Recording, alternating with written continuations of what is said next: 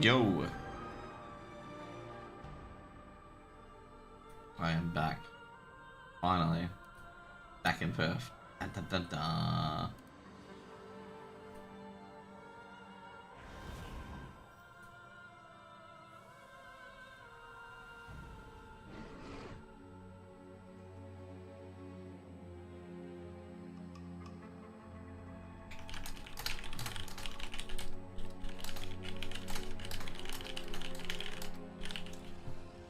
Okay, we gotta get a trinket, that's what we're going for.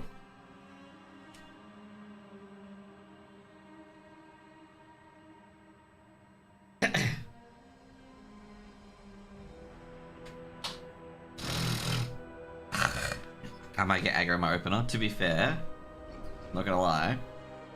Oh yeah, shit, I forgot. All my stuff's on laptop. So, oh, there's my cast bar. They fixed it now, but my cast bar's back. But I shouldn't be sticky onto this. Also.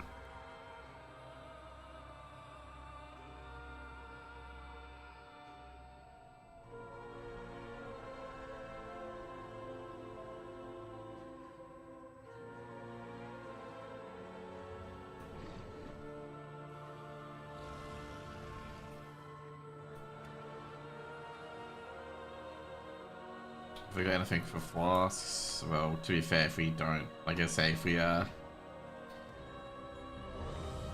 be surprised if we don't want to attempt this, to be honest. Because apparently it's so easy now these days. Which I guess right now I don't trust people about that. Like who say it's so easy these days because we wipe, because someone's fucking stupid. I wish I was kidding, but no. Someone will be dumb. Like really, really dumb. You get the wrong group. Well, I was going in first, so I'm going in first. Okay, cool.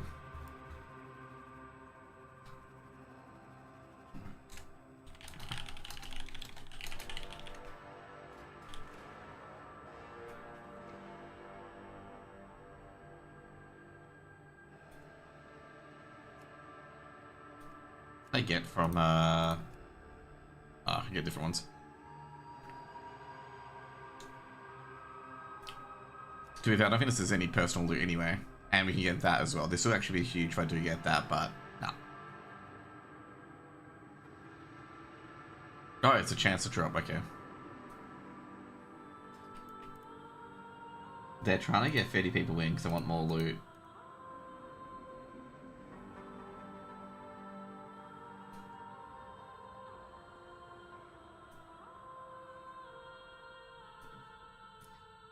Just an FYI, by the way. Like, the reason why I'm not doing any, oh, fucking, just go away. Not the reason why I'm not doing any for pluses, I've got the full vault for the week, so it doesn't really matter too much. And I think I can get Dells up to max as well, but it's not, like, Dells are kind of pointless at the moment.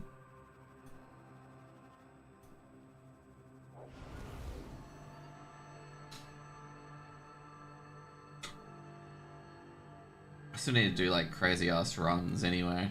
It's actually the crazy part.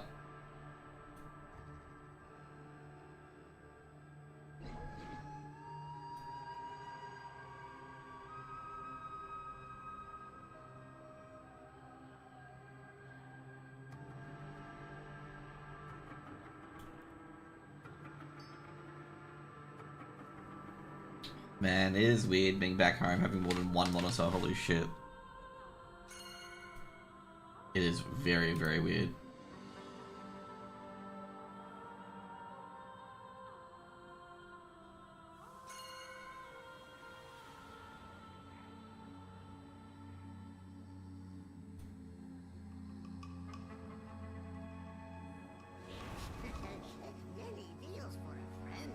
We'll check. I need to make sure the Silver Moon Parade's my food, because I don't want primary stat.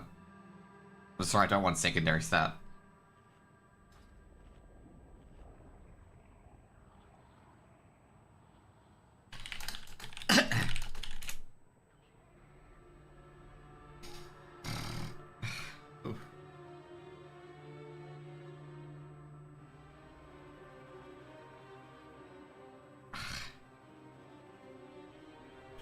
What is he doing?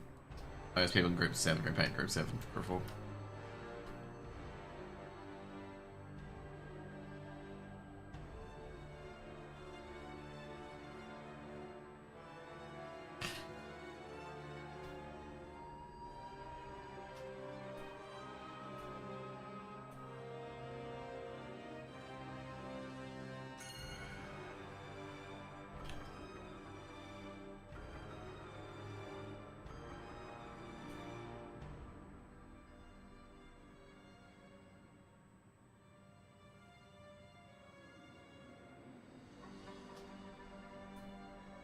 my god. So I was like, I don't think you can use that word anymore.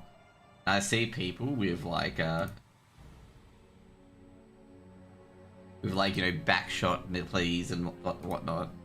And like some player called himself Arab, which is unbelievable that anyone could get that name at this day and age.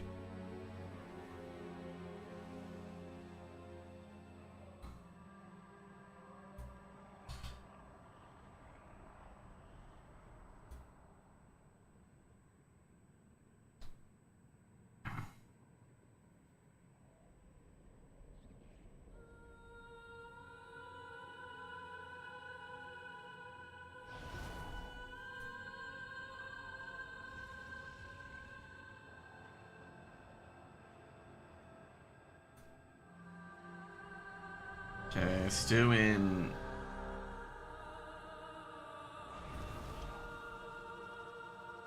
group 3. Even before, like, there's gonna be DPS that don't go down, and like this will be the funny part. The DPS that don't go down will be doing like 2k DPS, okay, or like 20k DPS.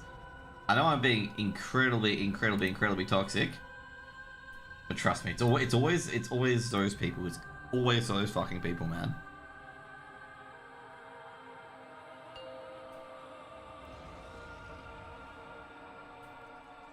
Five, 4, 3, 2, 1.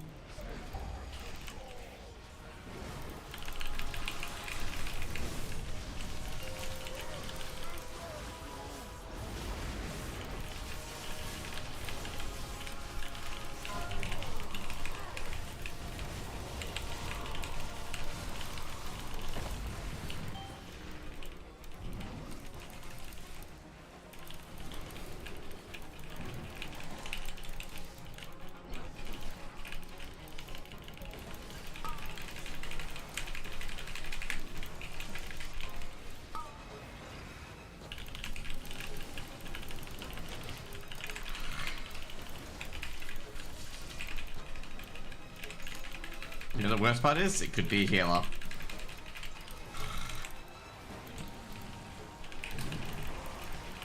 That probably is a healer. How'd I waste all my fell fingers? Oh, I know why.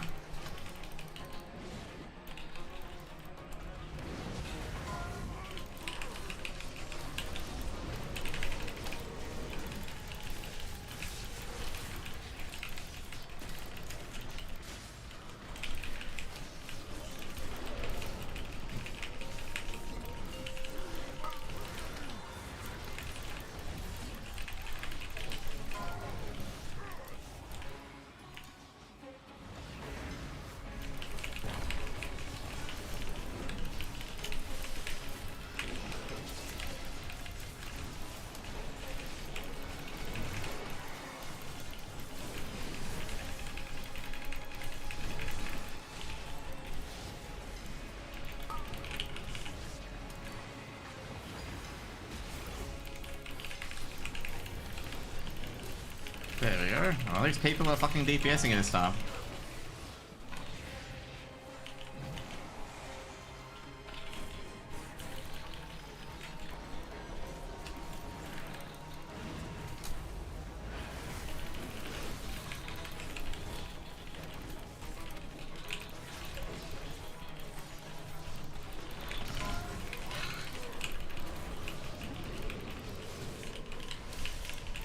Wow, holy shit, we actually did it. We actually did both mechanics properly. Irrelevant and stupid dramas off. Yeah. I guess everyone's just faking content creation, okay? Let's just be real. Everyone's fake at one point in time.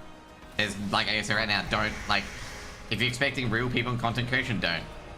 Just assume everything they do is fake, okay? And you'll live a happier life. And actually just, I'd say, just, if you want a real life, you just go outside. Literally just go outside. Just go outside, have a great life, you know. Go enjoy your community. That's the secret. Because none of these streamers are real, man. All these streamers are walking billboards for whatever company that they want to brand today. And once they lose that ability to be a brand merchant or whatever it is, they're valueless.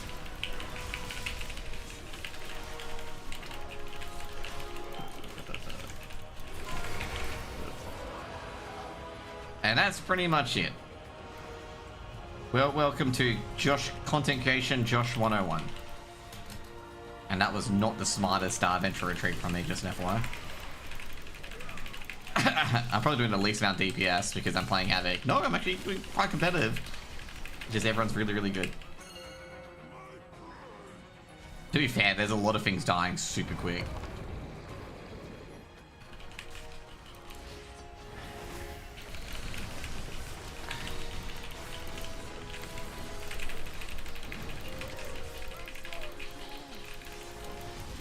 How long have we got in Venture Retreat? It's coming up soon.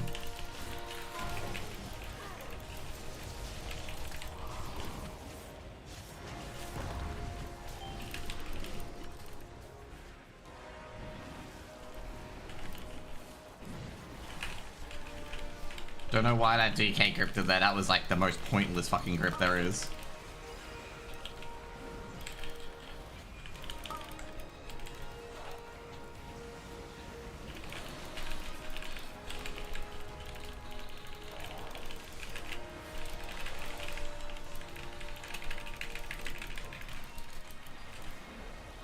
Like, if you want to know what I mean by that, like, you're gripping it closer to the boss when you don't want it closer to the boss? Like, what the fuck?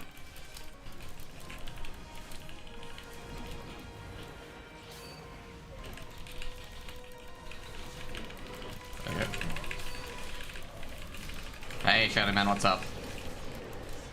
How you having a good one, my dude? So I have to do it one more time.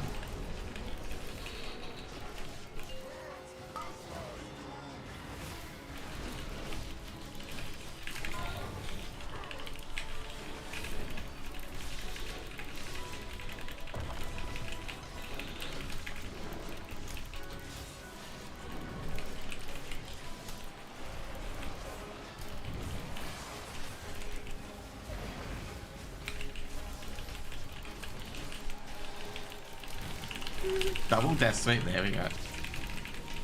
Oh shit, I didn't realize they popped them out already. I was actually completely unaware they had popped them out.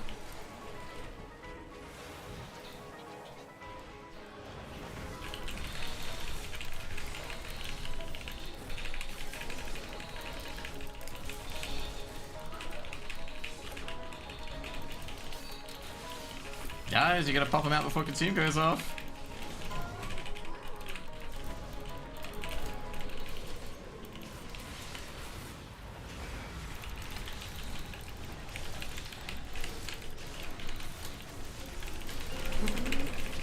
Oh, he's getting away. I'm gonna do one of these phases, oh well.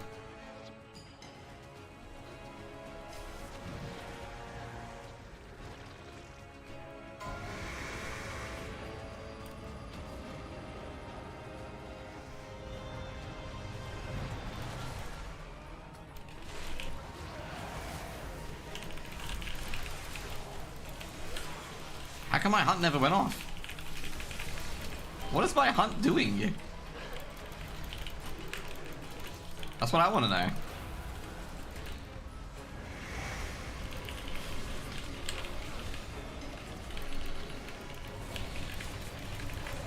You didn't see, my hunts never went off, okay? So I never got my insane, like, AoE. Which is actually kind of annoying, not gonna lie. Are you tanking? No, I'm DPSing, unfortunately. I think I'm 10th on DPS, yeah. If I stretched it out to 10, I'd be on there. Which is actually quite sad.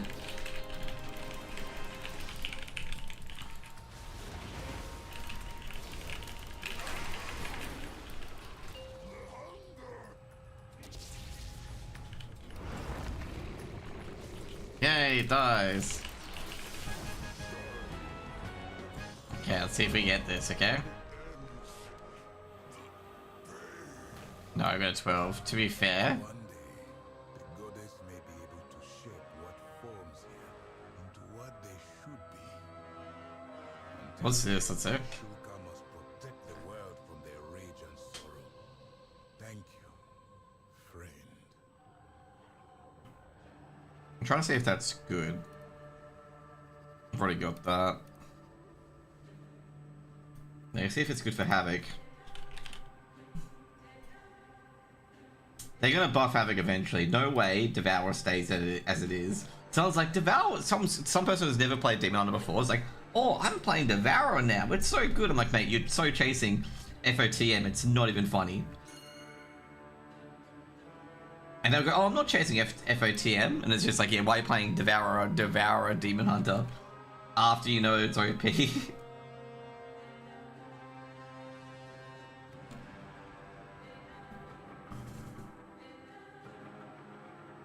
Let's see what you got.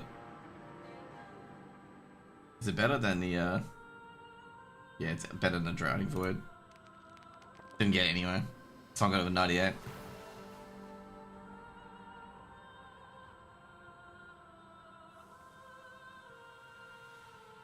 Oh. Yeah, I got Void Spire to do stuff as well on Heroic. Yeah, the other one I can spam to get is Algopha's Puzzle Box. Which means doing Algopha Academy. Which I'd say is really fun until you get to the last boss. Then it's like, oh god, why? Like, you get the last one, it's like, oh god, why did I do this to myself? Why? That's what happens when you get to the final boss of Fingo.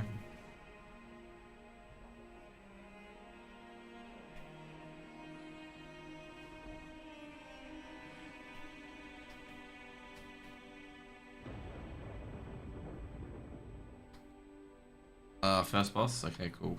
Will they let me in? Probably not. Oh, they will. I'm not sure if it's actually just first boss. Probably something that you may want to make clear.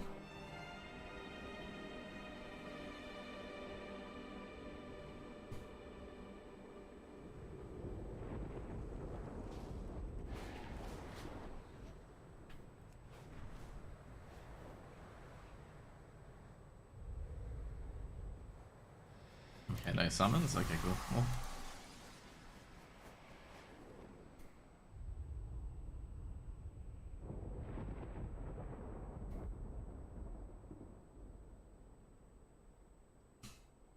But yeah, like, it was really funny because it was a content creator and I'm like, bro, you just playing Devour because it's OP. And also, what else was it? I had to explain to someone about Devourer. Like, Devourer is a very high skill ceiling class. And, like, it's quite high skill ceiling wise. Like, you can either do lots of DPS or do no DPS as Devourer. There's no in between. Like, if you're shit at playing Devourer, your DPS is going to be at least 20% to 50% lower compared to other Devourers. Because, like, we have, like, I had a person in my Mythic Plus doing 40k DPS, doing the exact same DPS that I was doing, okay? And it was out there, okay? Like, doing the same amount of DPS I was doing as Vengeance, okay? As Vengeance, not as, Havoc, as Vengeance. Okay? And we didn't time the Magis's Terrace, because we also had a, like, the only good DPS was a Hunter doing, 80k, 90k. And obviously, like I say right now, he couldn't carry the group, and there was like the other DPS was doing 50k, like same DPS I was doing as Vengeance. And I just basically said, like, we're not gonna time this key because like you're doing less than tank damage as Devour, which is the most OP spec in the game. I'm going with 2 to 11. We must have some really fucking good healers if we're doing this. 5, 4, 3, 2, 1. I get right we have a good heal. Or people trying to pass. I reckon good healer.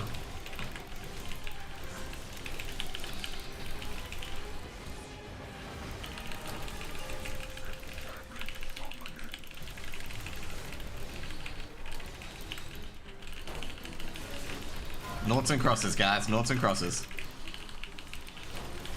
So we only have 2 healers. I might as well put Blur on early.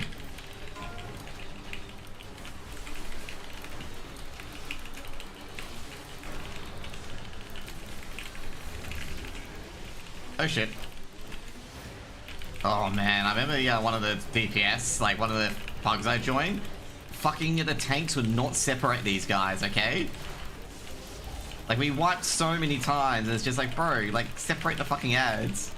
We killed it eventually, but it's just like, they got the point that they have to separate the ads and the boss, okay?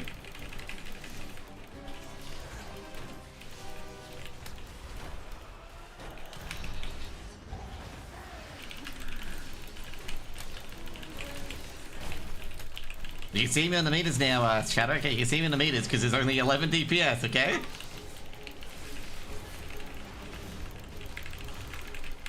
To be fair, I'm gonna drop off massively because once you're out of meta and whatnot, as a DH and you don't have like your refreshes and whatnot, you just go down shit hill very, very quickly.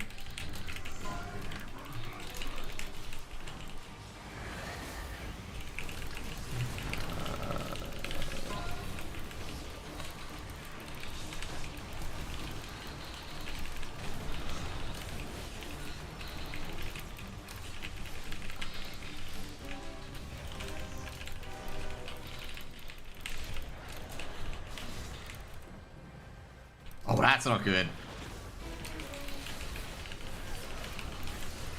Never do that again. I just completely fucked my rotation.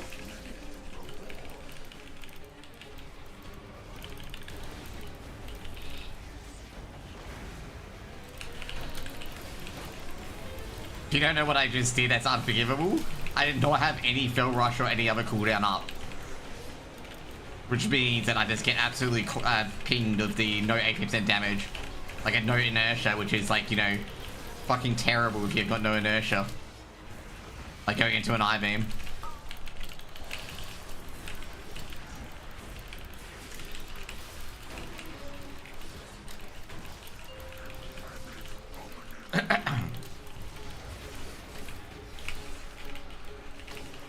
Bro, you're gonna have to get the, yeah, this one and then the other one in the corner.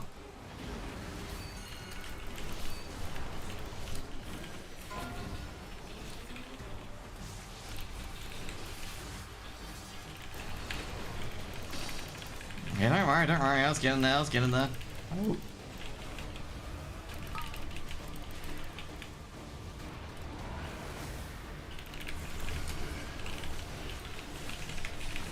Guy was worried about me.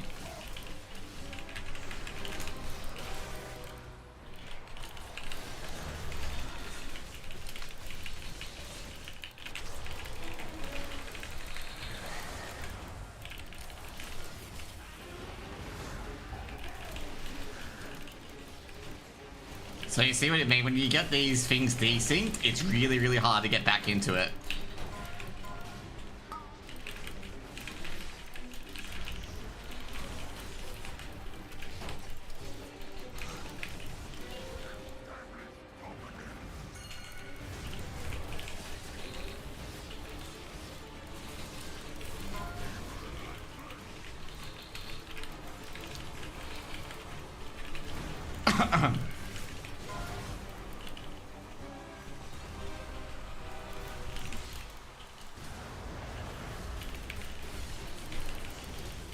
Oh, that was bit silly from me there.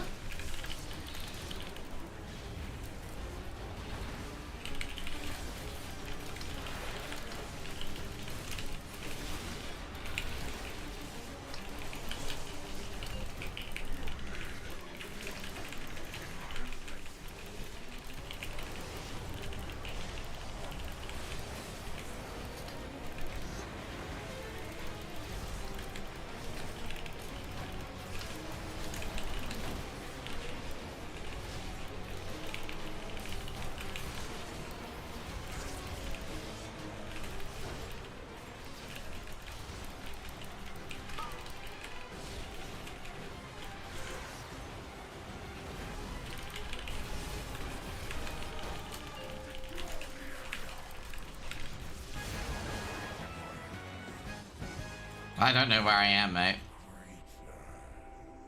Don't know where I am, Shadow. I have no idea. Where am I?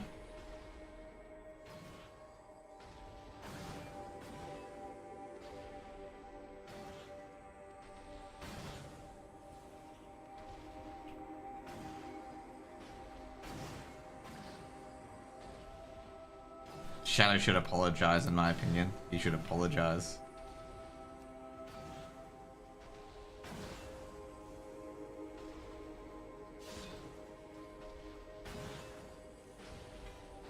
You haven't played in 3 weeks? I have definitely played. Oh wow, I received it as transmog. That's awkward. Rank 1 DPS? Well, obviously I can say these I think these are ults, just an FYI. So I guess I'm bragging about beating ults and DPS, I guess? The host is everywhere. We need to divide and conquer. Then do it. We'll meet up once you're done smiting our foes. Well, that's right. This was a first boss run. Mother, father, be careful. Yeah, I just realized that they were only doing first boss. Because the group specifically said first boss.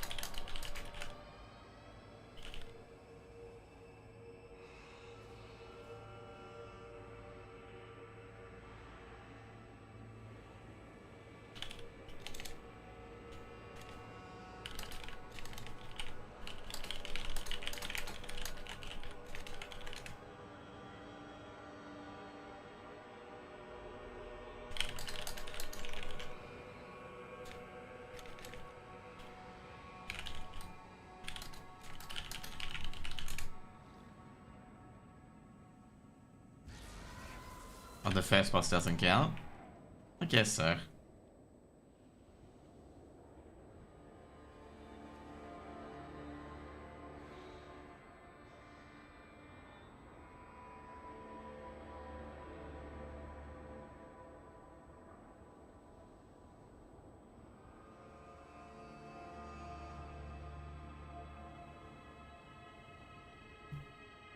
Yeah, I'm gonna say I'm never gonna accept it for that group.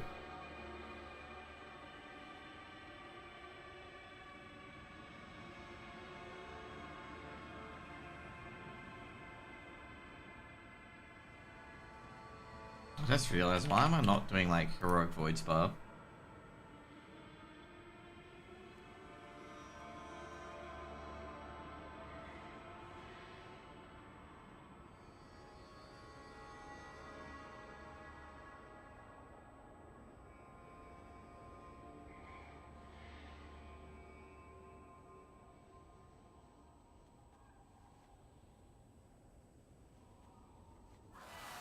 What I might do while I wait around is get Eversong.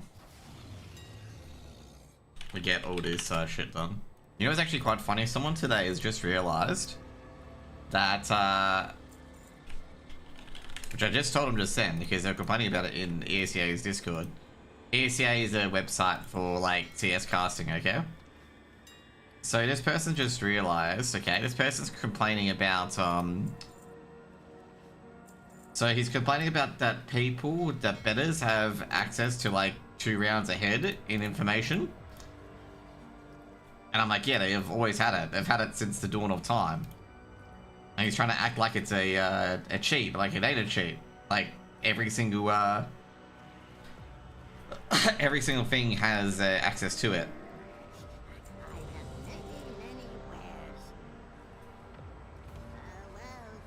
Oh well.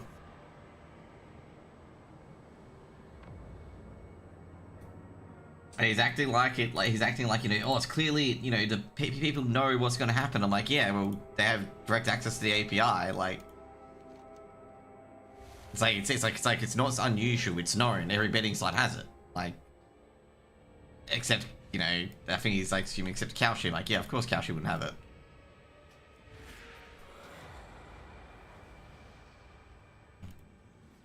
Oh. I actually gotta turn the aircon on and turn down. Actually, do I need the aircon?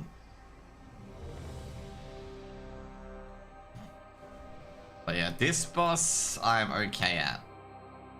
Not the greatest, but okay at. Just okay.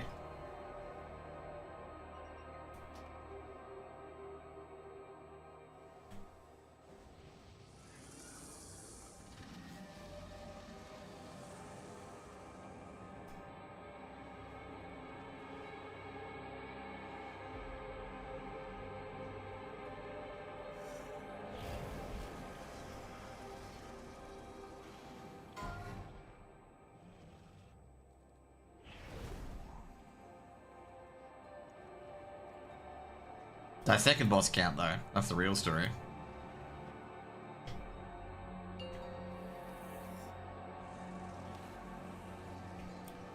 Five, 4, 3, 2, 1.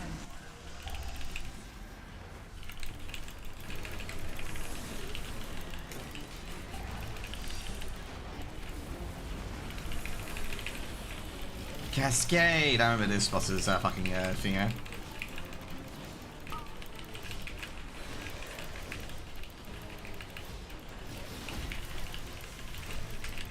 This is why this boss can be my favorite at times, and sometimes this is why I hate this boss as well.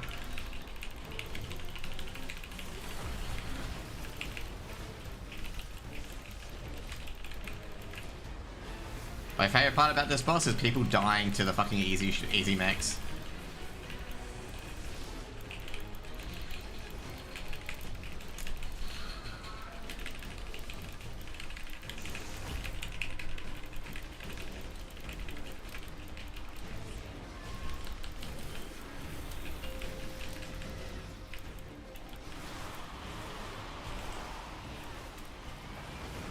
Don't ask how I survived that. Okay, that was just pure luck that I survived that. Oh my god.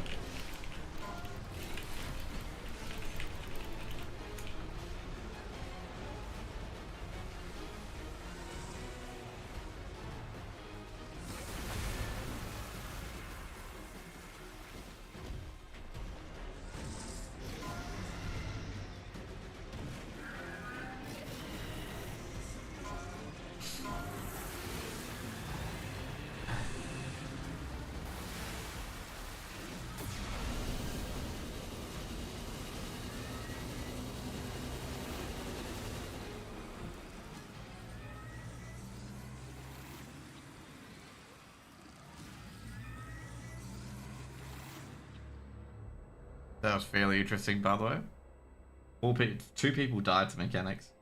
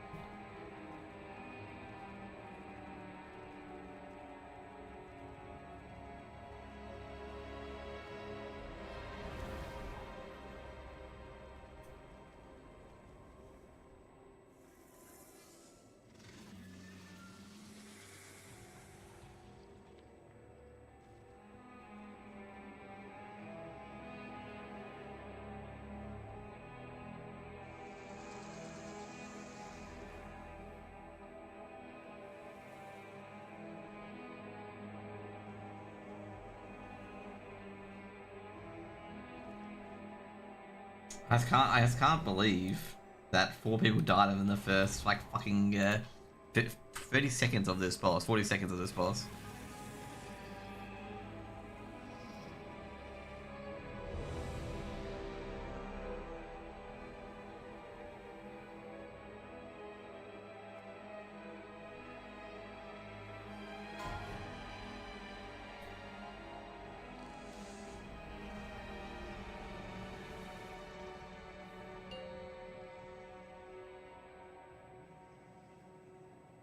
Five, 4, 3, 2, 1. Oh shit.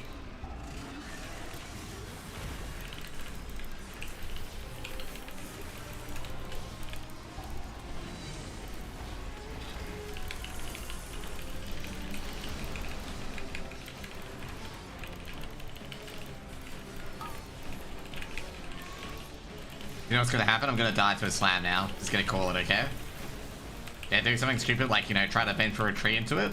And I get hit by a mechanic. Just gonna call it out there now, okay?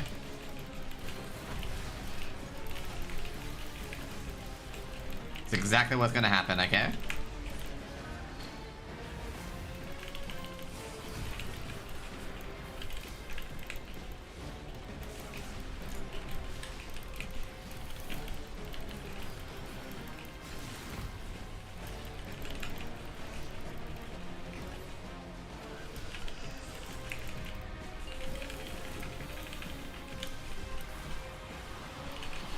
Someone ran too fast. That was me, wasn't it?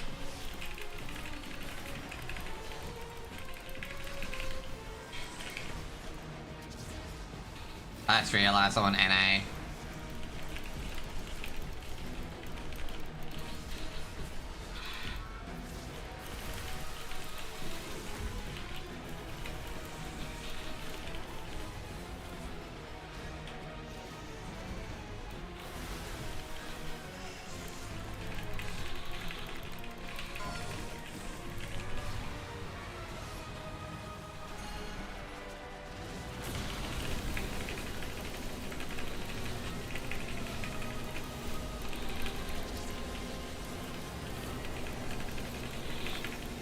You know what I fucked up though? Fucked up my hunt timing, big time.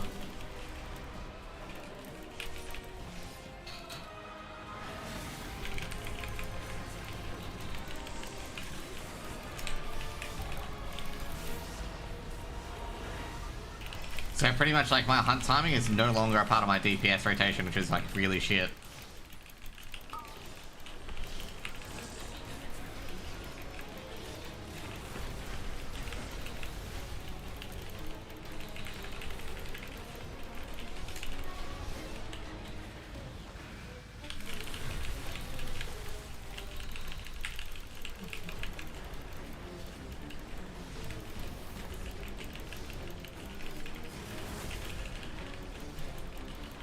So if you don't know what I'm referring to, is that my hunt won't line up with I-beam.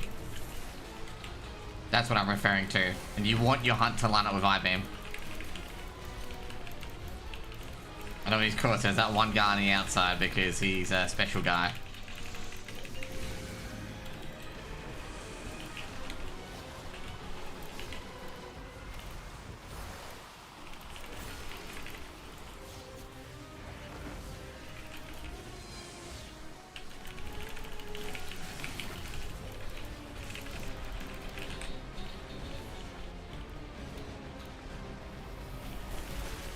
Okay.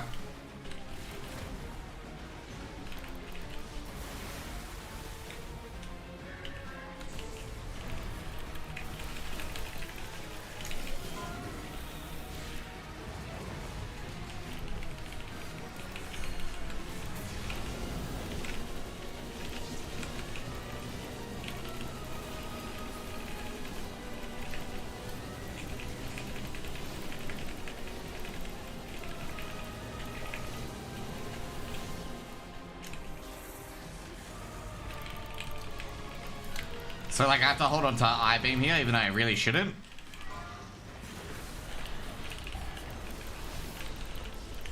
It's all because like, you know, I can't get a certain ability off, and now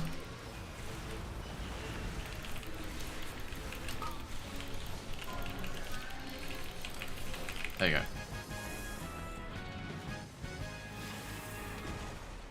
Dude, that was terrible.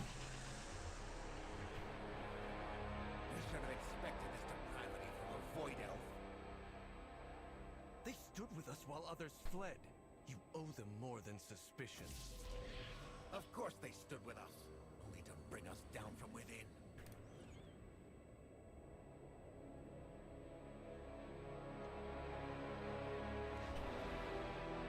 So it was at 8th. And that was with 2 stuff ups on the hunt. You like? May your feet find you I just realized I got those wrists, but these ones are better slightly due to having socket. At the moment, that is.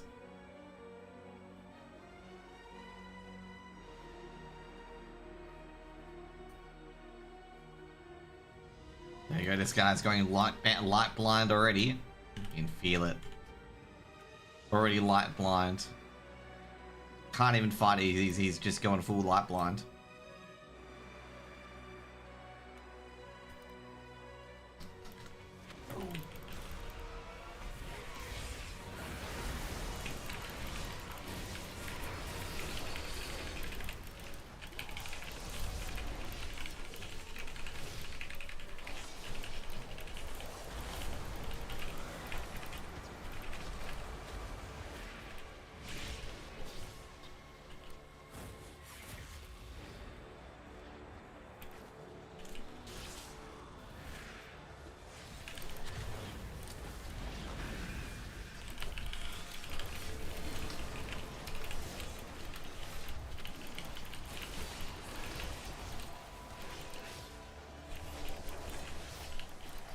There you go.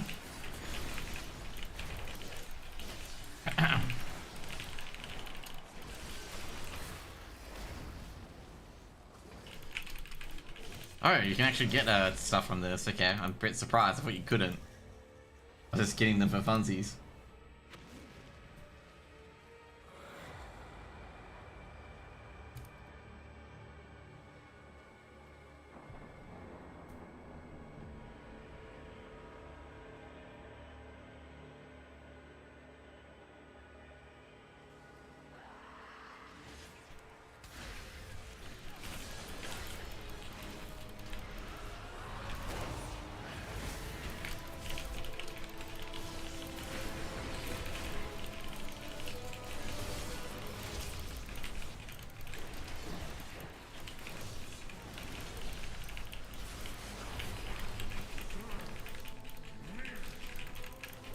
We will serve me, Nexus King. It's so depressing to see Nexus King like this, by the way. Like, it's actually legitimately really depressing. Like, he's like, you know, tired, like, getting absolutely unmade because he failed, even though Zalatav made sure he failed.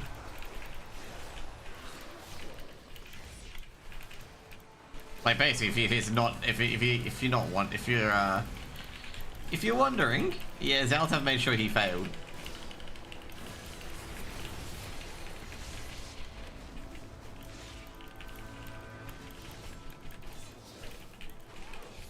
He was never going to be successful in the slightest.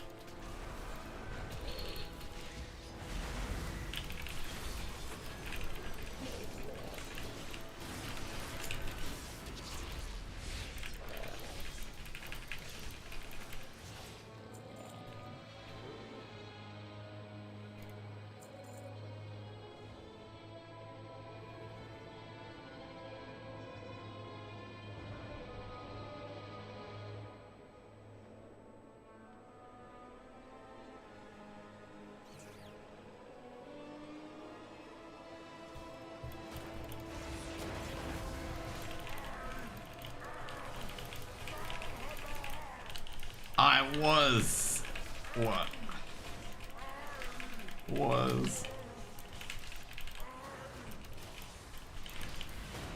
It's like so sad. He's like, I was Saladar.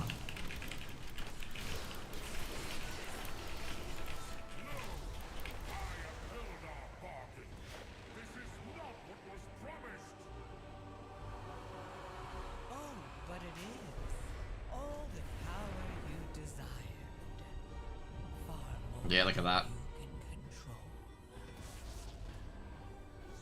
Sorry, no, that one there, see there. Fallen king. He has already chosen his fate.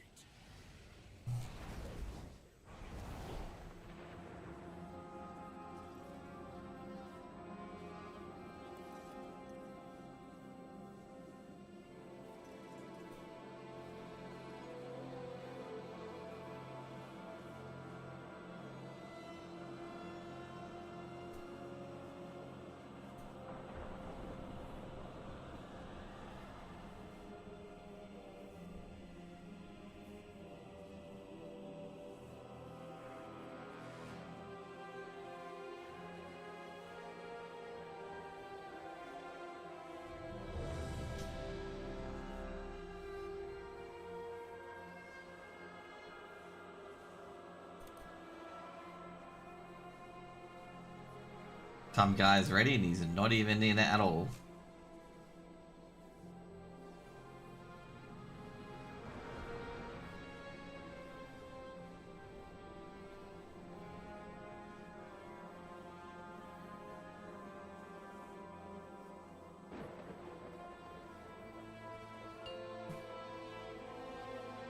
Here you go, another one, here we go. Hopefully we can get this right. I had a good group last week actually for this, didn't I? Yeah, I do remember I did a really, really good group for this.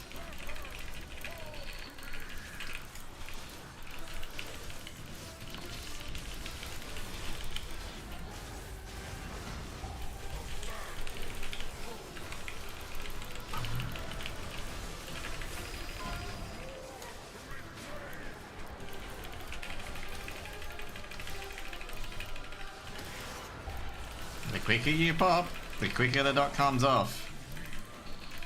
People are very interesting, like they'll go and not DPS avoid. And they'll be like, oh, why is DPS avoid so slow? So yeah, because you're taking like fucking forever.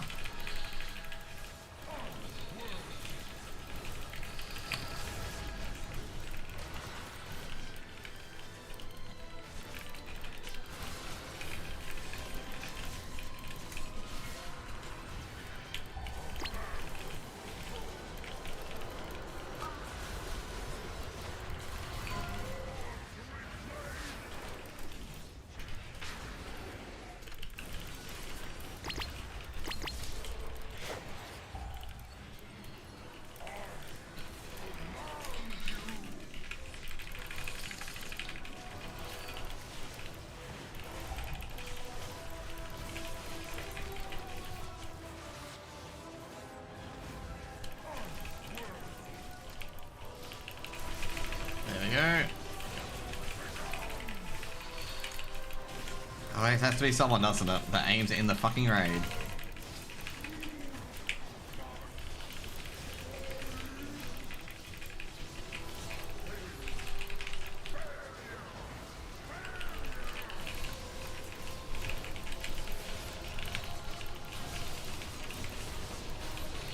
Just an FYI, never, ever do what I just did just then, okay? The amount of times I've had deaths due to that, holy shit. Let's get... Move it further, dude.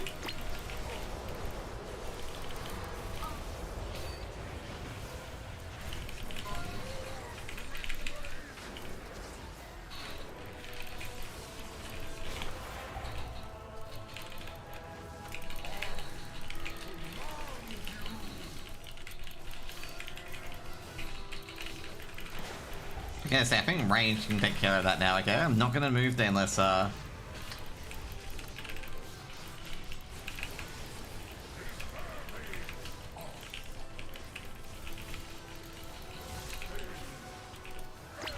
yeah, jeez.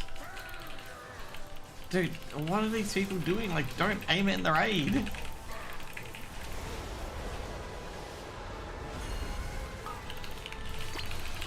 Like, the quicker you kill these things, the easier it is.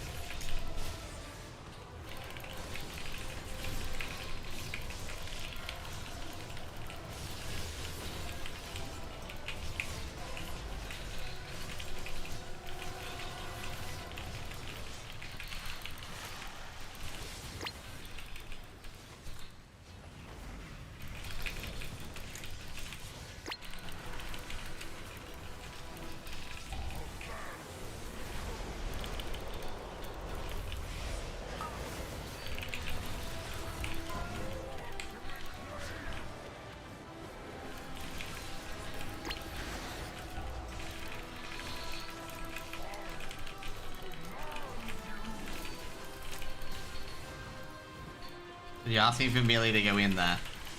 You'll be fine. Love some people like, Millie, go in there. It's like, bro.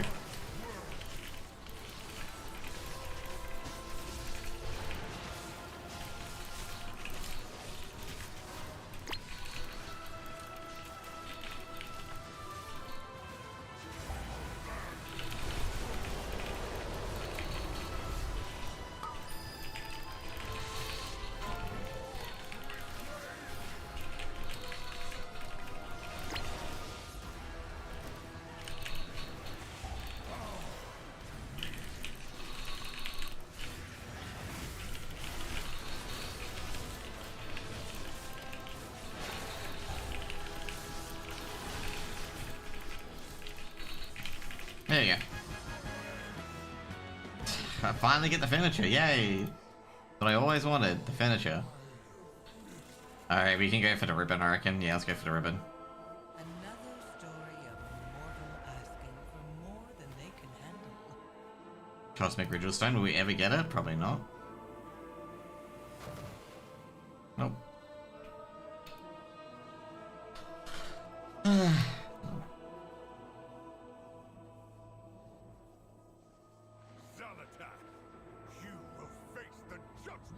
Yeah, I guess I kind of agree with the guy.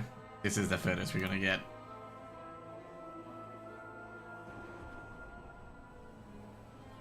The main reason why I say this is because, yeah.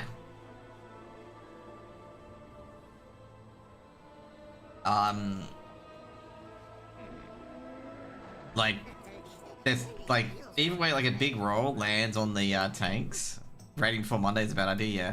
The biggest issue is the tanks. Like, that's the biggest issue, and if the tanks aren't up to the task, which they clearly weren't, given you didn't see on Zaladar and the other instance, they both died because they weren't taunting quick enough with each other. And if the tanks aren't there, then, you know, you're not going to be there either. Raiding on a Monday, bad idea. Generally speaking, yep, you are not wrong.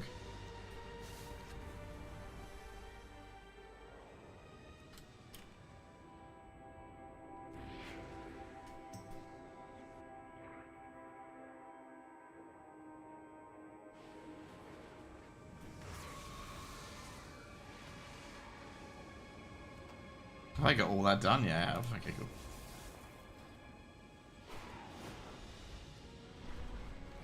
Now, it's actually kind of a funny thing, by the way. So, oh, I'm trying to think of it. No, the trip, the holiday was awesome, by the way. Really, really awesome. There's no funny stories there, unfortunately. But it was a lot of fun. I think the funny stories was the people I saw collecting a lot of booze from Estonia. That was quite funny. Like, basically people going back to Finland with, like, fucking tons of alcohol. Okay? Not even kidding of how much alcohol they had. Like, they were carrying, you know, like, you know, check-in luggage or, like, alcohol. They were carrying that much, okay? And it was crazy. Oh, God, he stood me up.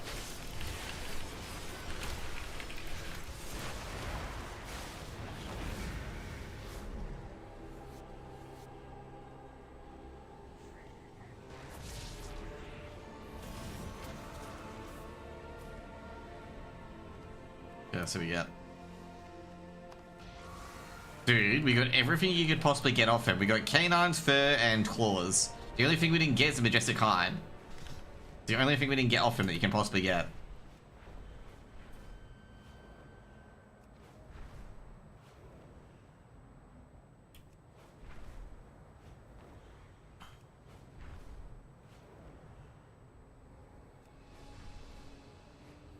But it was crazy how much, like, how much people were getting alcohol from Estonia.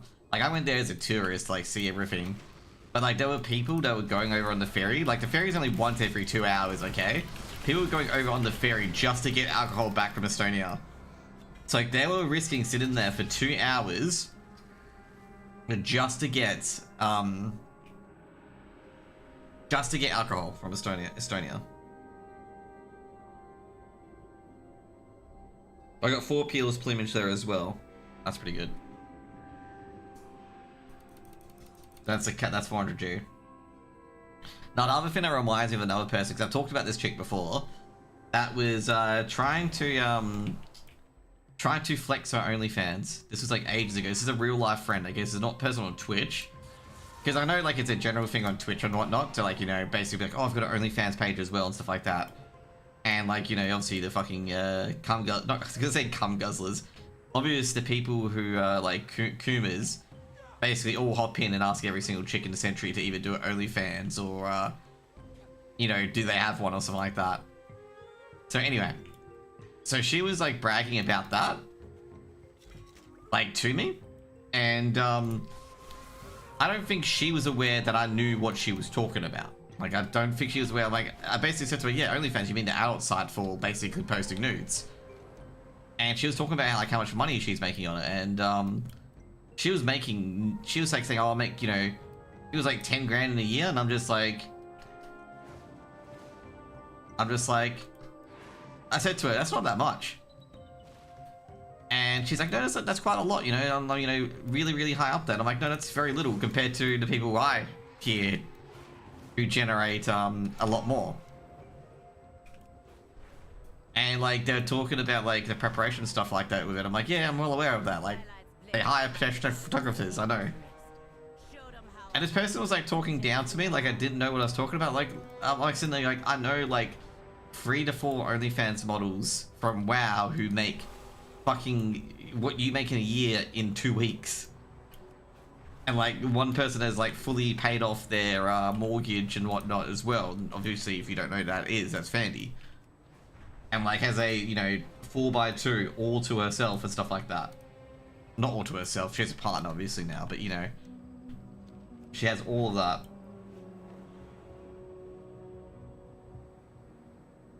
And yeah, she was like talking down to me. Like I said to her at the end of the conversation, like you do know that I know people who like have repaid their mortgages by being on OnlyFans in about like 2 to 3 years. And like trying to tell her like don't talk down to me about this stuff because I'm well aware of what you're doing.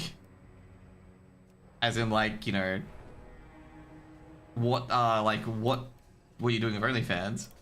But like, she was like bragging about making 10k a year, and I'm just like, that's why I said it's like not that much compared to the people I hear of.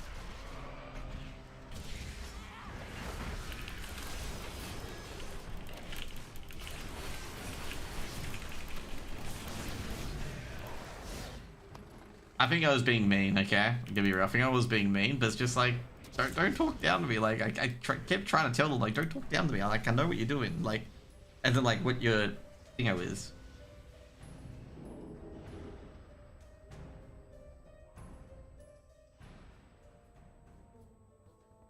But yeah, like I say right now, it's not trying to shame the person.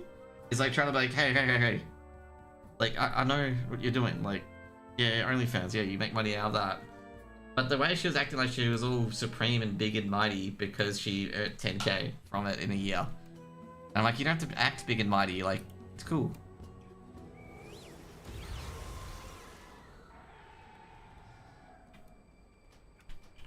Ah, shit. Well, that's, yeah. I actually got yesterday. This actually is a bug, by the way, with Patreon orders. You know, the first Patreon order you do, you can sometimes bug where you can't access it, and then basically you have to you can't access it and you lose that Patreon order for a day.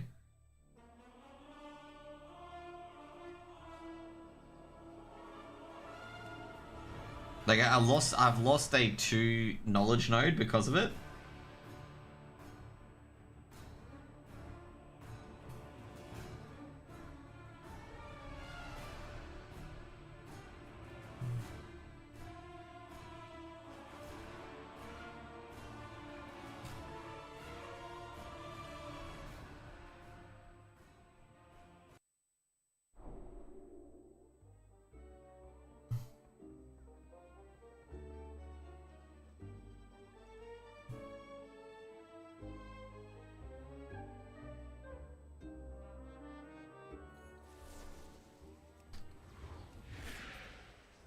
What else have I read?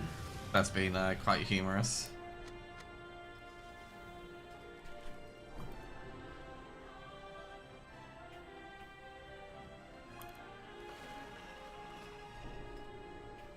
And majestic materials, yes. Leatherworking is max this, there we go. So yeah, if anyone's doing any male bands now, I can, male belts, I can make those to max. Which I was always trying to get to do on this guy, is making the max amount, finger. So yeah, this is the weird one, okay? So basically the first one you go into, it can bug out, and you know, you can't make it, period. Which is really, really annoying.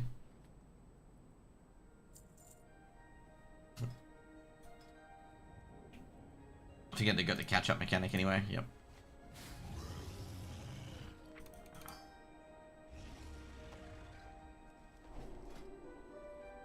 Okay, we're gonna make braces next, right? No, shoulders, braces, there we go.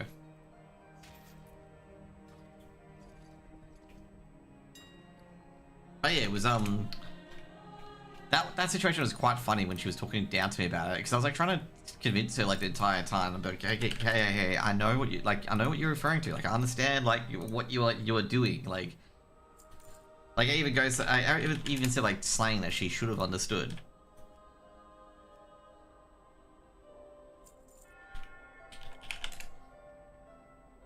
But the worst thing about talking about stuff like that, the worst people that annoys me are the people who, like, ask every lady, like, ask every female streamer whether they have an OnlyFans or not. Literally, I'm like sitting there going, like, you might as well advertise that you're a fucking pervert.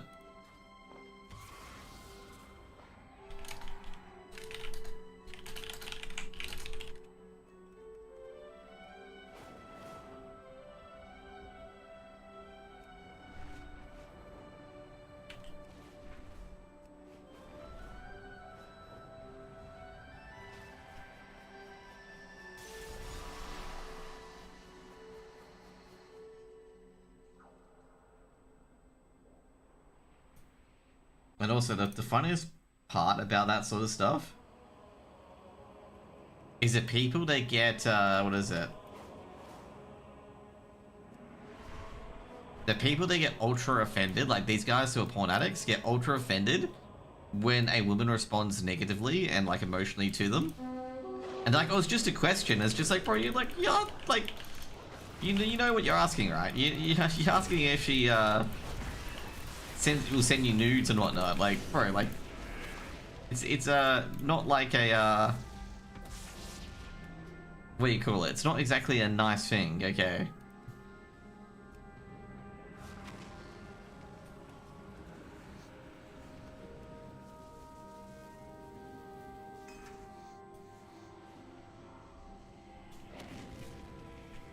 I just remember a guy, like, basically saying, oh, you know, he's only asked if she had OnlyFans, and I'm like,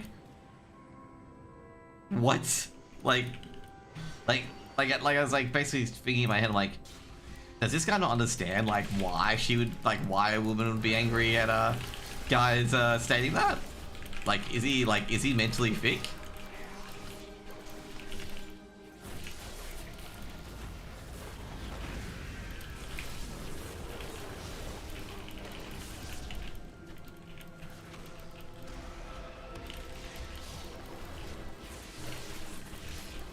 Sometimes I feel like, you know, when you're talking to those people, you have to explain to them why their behavior is bad.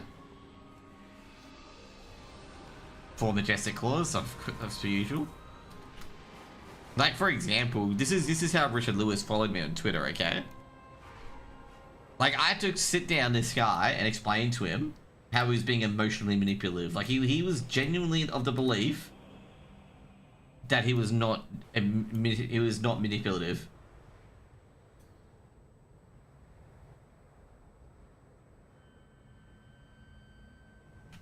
Like, I had to sit them down, like, do you think, I basically said to him, like, do you think holding his dead friend, that he was a dear friend of, over him, like, you'd have to literally sit him down and say this sort of shit. Like, do you think, like, holding his dead friend, that you don't know, over him, you know, do you think that's a nice thing to do to someone, say that dead friend wouldn't approve of it when you don't even know them, and they probably were there, well, you know, were, you know, suffering when they passed away? due to cancer, which is how it's about Total Biscuit, just an FYI, okay? And I'm like, don't you think that's a bit harsh and cruel to say that he would disown it even though you don't know who he is, and you are just using his name to like attack one of his good friends? I don't know how to explain it, but it's like it sounded good. It sounded good in my head, being like it sounded good in my head. Okay, let's put it that way. Okay, it sounded good in my head. And like this guy like just didn't get it. Like he just didn't get it. He just didn't get how it was emotionally manipulative to use a person's dead friend in an argument. Because I think this was over. I'm trying to think what this was over. It was definitely over something to do with Riot, okay? It was something to do with Riot, okay?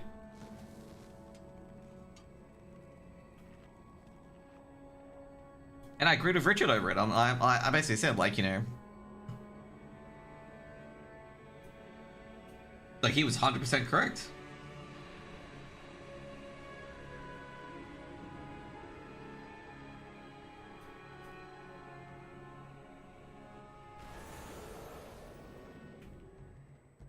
I'm trying to think what it was about. It was I think it was actually about Loader. Okay, it was about the Loader drama, the Hell in the Cell incident, as they call it.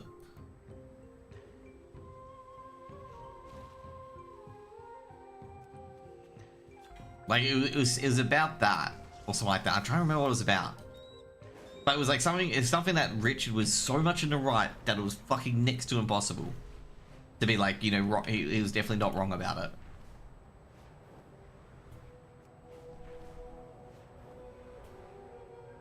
And no, it wasn't about the fans having to pay for esports idea, okay? I agree with Richard on that, but it wasn't about that. I've got to say, I am so surprised that there are so many co-streamers who are fucking butthurt about them having to actually fucking follow rules. Like, I am bemused, okay, with the fucking entitlement that some of these pro-streamers have. They're like, oh, but I want to do what I want. It's like, yeah, cool, yeah, you know, if you want to use someone else's content, you show that content according to their terms and conditions. You don't get to dictate their terms and conditions unless you have fucking skin in the game. And then they go, but we make money for you. I'm like, you don't. You actually don't. You actually probably lose money for them by giving you the rights for free. And they're like, I would watch the official broadcast if you do this. It's like, well, you weren't really a fucking fan of sport then, weren't you? Like, I gotta say, like, all the arguments for co-streaming is just, you know, I gotta say right now, it's just going out the window.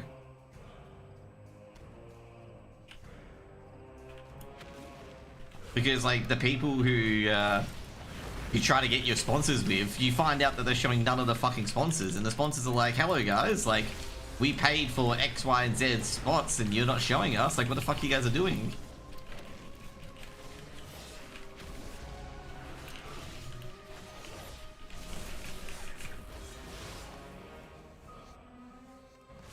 I always say the same thing to people. If you're complaining about ESL's creative control and their terms and conditions, make your own fucking tournament. You pay the talent, you pay the players, you get the PCs, you get all the sponsorships.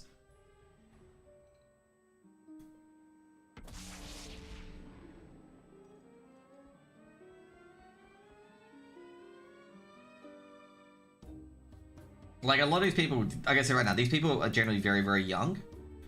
A lot of these very young people don't understand how much it takes to organize a fucking tournament and do it well. Not just organize a tournament and have, you know, 2 hour to 3 hour tech issues. Organize it, do it well, have small downtime as possible. People have no idea how hard that is. That is very difficult to do. Like, there are TOs to this day who have, like, hour-long tech issues and haven't got it all perfect and consistent yet, okay? There are TOs like that. ESL in particular is one of probably the better TOs. They can have all their tech issues fixed very, very quickly. There isn't 2 to 3 year tech issues. They have backups and backups and been incredibly consistent in running their tournaments, okay, in the last 2 years. And you got these people, like, you know, demanding that sort of expertise for free, and then being like, you know, acting like a small fucking child the moment that ESL wants them to obey a few rules. And someone's like, oh, it's going to ruin the viewer experience. Well, just go talk to ESL and pitch them the idea. ESL could be interested. Like, I think it was Donor. And I gotta say, Donor, you should just talk to the ESL guy, because they would have been more than receptive to it. Which I think they did. Actually, never mind, they did. But it's just like, the ESL guy's like, yeah, sure, let's do that. Like, they talked about interviewing people in the audience, and the ESL guys, yeah, sure, you can show that, let's do it. And it's like, all you have to do is talk to the TO.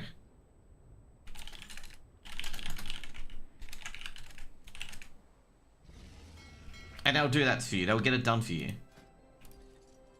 A lot of these people want to do... Like, a lot of these people want to do things that they find fun with someone else's content. And so it's like, you can't have that. You can't have that unless you put skin in the game. And some people go like, I'm streaming, I've got skin in the game. It's like, no, you have no skin in the game. You don't pay the casters paychecks. You don't pay the analyst paychecks. You don't have any skin in the game. You are watching someone else's content. You have no skin in the game whatsoever. You didn't hire production. You didn't hire the cameraman. You can build a stage. It's just unbelievable the amount of entitlement that these people have. It's like, but I bring the viewers. Yeah, who cares? Like, the viewers could have... half your viewers could have watched the mainstream anyway, if co-streaming didn't exist.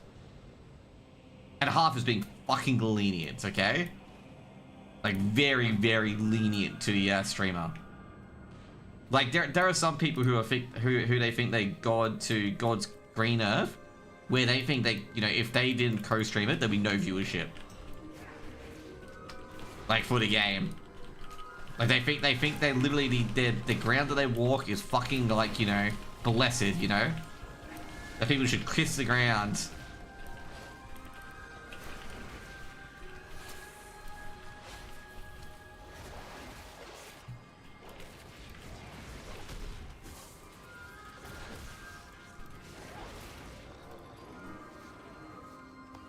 But it's just some people just don't want to do the bare minimum, and they get bent out of shape for it. I'm just like, fuck off. Like, seriously, fuck off.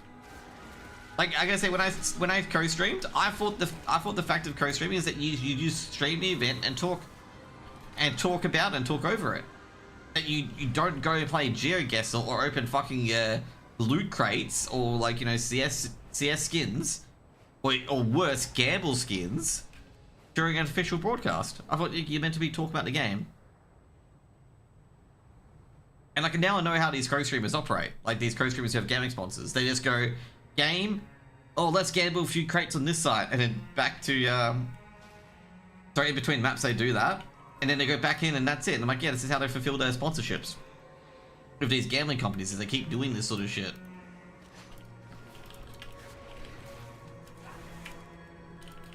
Just an FYI, no, I gotta say right now, if, like, this is another thing as well, that tournaments are asking for co-streamers to pay for their right. Pay to co-stream, especially when they're providing all the content. Like, for example, like the observing and whatnot, and getting given a GoTV. They're asking for payment on the GoTV. And I'm like, sorry guys, I'm actually doing the observing and whatnot. You're just holding the tournament. I'm doing the observing, I'm doing the casting, and I'm doing everything else. You don't get that. You don't get that entitlement of me that I have to pay you for it.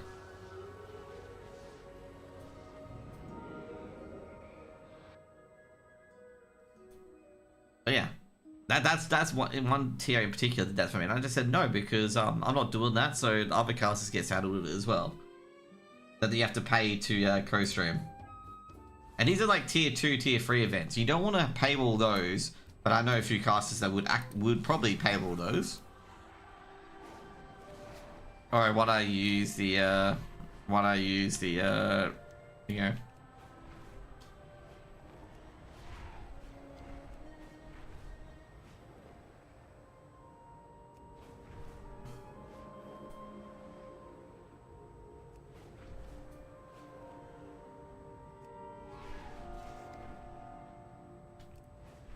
What was the other thing? But as I said, I know some people who probably would, you know, pay to paywall other people out. Like, I know some people who would do that. And they would have they'll be smiling and saying, you know, oh, you know, this is what happened, unfortunately, okay? Doing it for the scene, guys. As they, like, pick up the ladder and make sure no one else can follow them up. And, like, if you're not approved by them, they'll make sure you never get a spot. which is like the epitome of gatekeeping.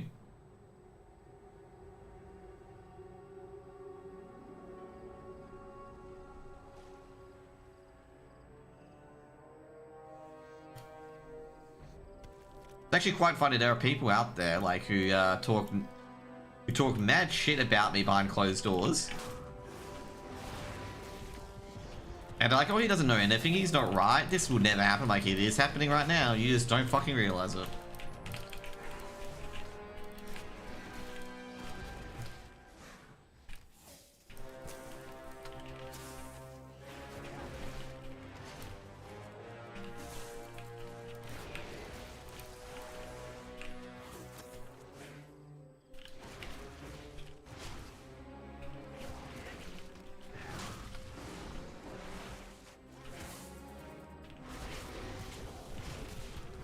Holy shit. Like I said, my guy took fucking forever to kill that. Okay. No, it looks like we have to log out here, because, actually, no.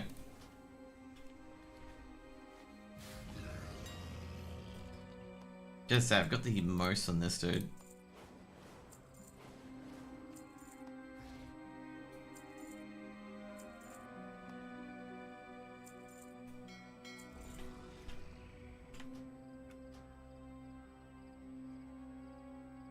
Also had to tell, who was it today? No, not today, last week. I had to tell, I think it was, not Bonaparte, Bonament. Bonament is one, also, so I had to tell Bonament that, Bonament's a newer caster, okay? I had to tell him that, casting CS and co-streaming CS is a privilege, not a right. Okay, there's a lot of people who get confused about that.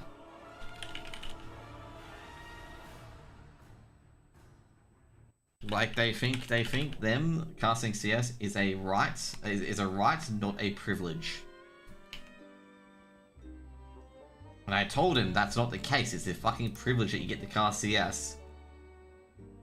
It's always a privilege. You do not think that, you know...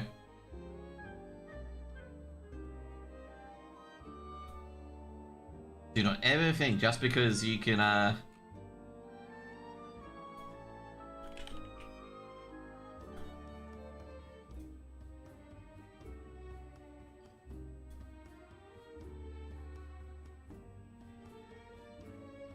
trying to find his Twitter account, because I told him that when he was talking about co-streaming, like, it's privilege, not a right, dude.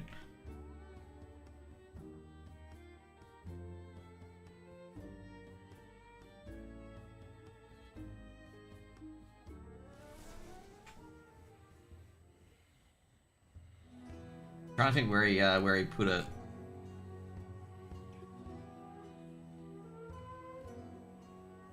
Oh no, that's right. Okay, he didn't get co-streaming rights for ESCA's grand final.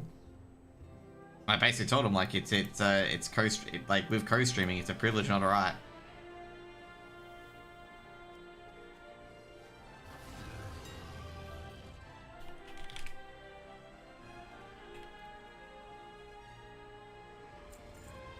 But no, the other one was Mr. Henry Bat. Okay, and I think he's young.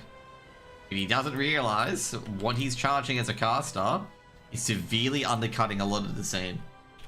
And like I say, no one's talked to him to tell him that he's being severely undercutted. Like, okay, I'll put it this way. He was offering at $10 for a BO1, I believe. Like, I've got his thing here somewhere, because I basically told him, like, you are seriously undercutting yourself. Like, you're not helping yourself in any sort of form.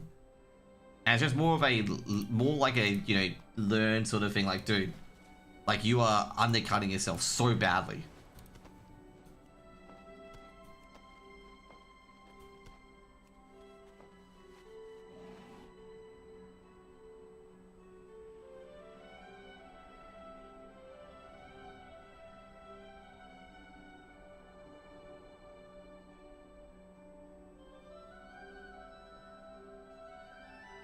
Because I think he was advertising, he is young actually, that's still right now.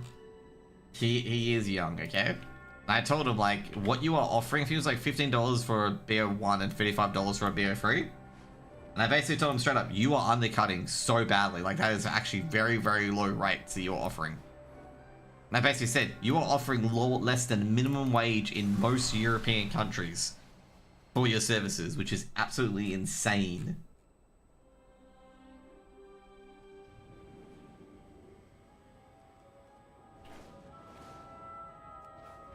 Yeah, well, okay, it was $15 for a BO1, $15 USD, by the way.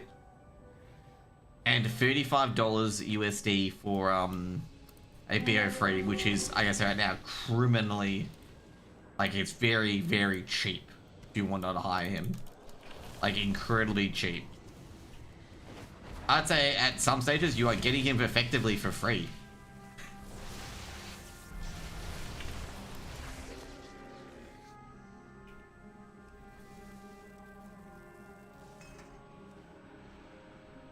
Now, I wouldn't be surprised if someone said, oh no, let him do that, or whatever it is. But I'm like, I wouldn't let him do that.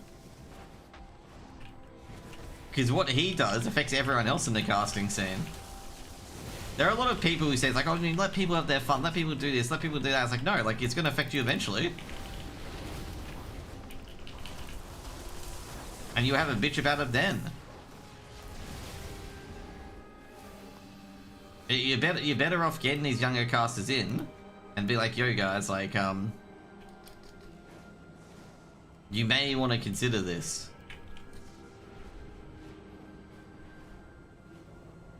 I'm not sure if he responded to me, but he probably will respond to me about it because of what I said to him. I'm like, bro, you are undercutting people so badly.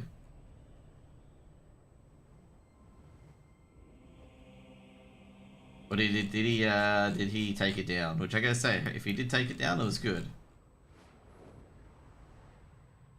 Because I told him straight up, like, you're undercutting people so badly with that, you know, like, I didn't want to say to vilify him, basically, but as a debate, help him understand that what he is charging is so below the minimum that it's insane. Oh no.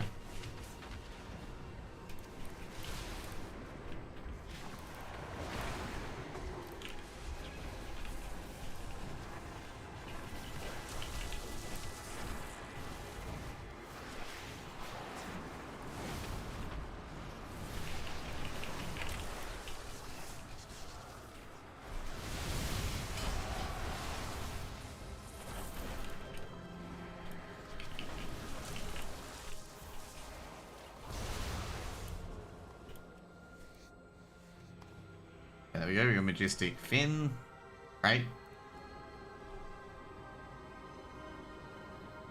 I think he deleted it, yeah, he did delete it. Because it was sometime in April, and I basically told him, like, you are severely undercutting so many people in the scene.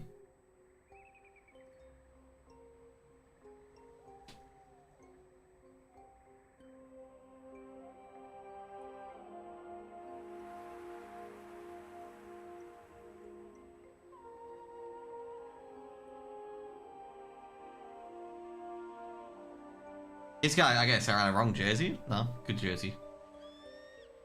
This guy actually responded to me, he's an absolute fucking idiot.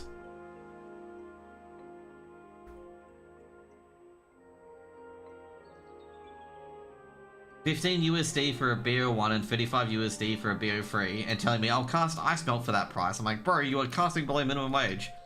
That is a GC jersey, yep. I haven't got my Abyssal jersey yet. I'm waiting for my Abyssal jersey. Can't be promoting Ground Zero if you're promoting Abyssal. Didn't sign a contract with them. Nah. I'm not promoting Ground Zero anyway. To be fair, I've got no shirts at the moment. Because I just got back, okay? Got back to my place where I'm doing my washing. And I wore a FlyQuest jersey yesterday. But yes, like, my god. I haven't made him a jersey the best they are making them.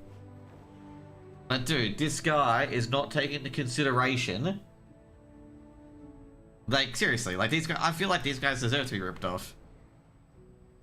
Like, he's saying, beer basically says, you know, I'll cast Ice Melt if you want to. But it's not a thing to make a joke about where you're getting paid $15 USD a BO1. when US's minimum wage for an hour is about that price, and you have to prep for casts as well, and the cast could go longer for an hour.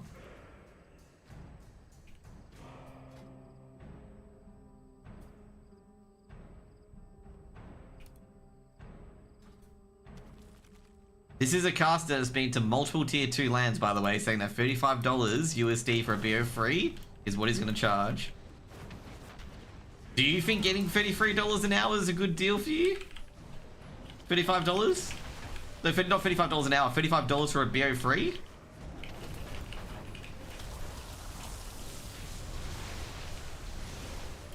It's not a good deal at all. You're better off, I guess right now, you're better off stacking stacking shelves and fucking Woolies.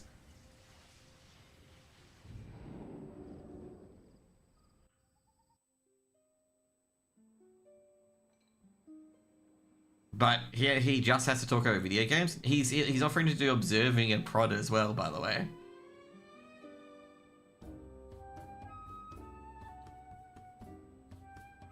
But like you may put it down, he just has to talk over video games. He has to prepare for both teams. If he has no idea what team's what, then, you know, good luck. Like, if I'm going to say casting right now, like, overall, I'm charging more than 35 USD. Like, for anything, that's above, that's tier 1 Australian, I'm charging above 35 USD. Way, like I say, I probably charge, depending on the money involved, I'll be charging probably 100 and making sure I have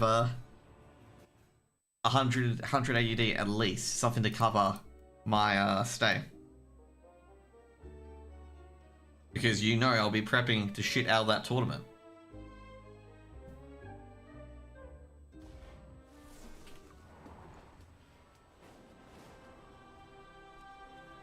But like this is the thing is like 35 USD for a BO3 where you could be spending 3 to 4 hours casting.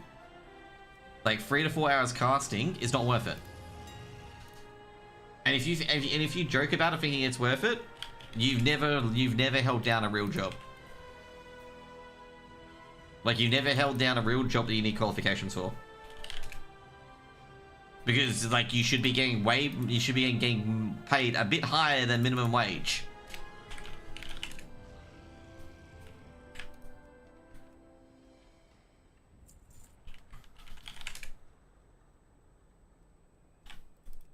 And like there's people saying, oh yeah, this guy's a great guy to work with. And I'm like, yeah, because like, you know, like of course, like I might have to explain it to him. The reason why they're saying this is because you're selling yourself so fucking cheaply.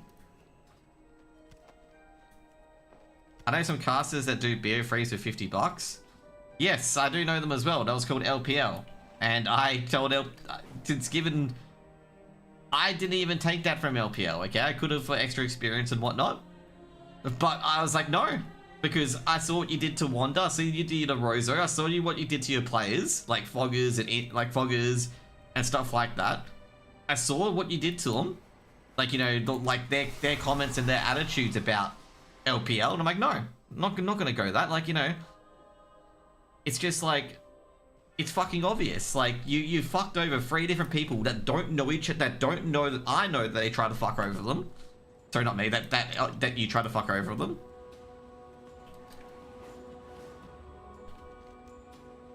Like, you know, for example, like Andrew didn't know I talked to Liam, which was Roso. Liam didn't know I talked to Foggers and Fiend. Fiend doesn't know I talked to anyone else, so it's like, you know, all separately collaborated.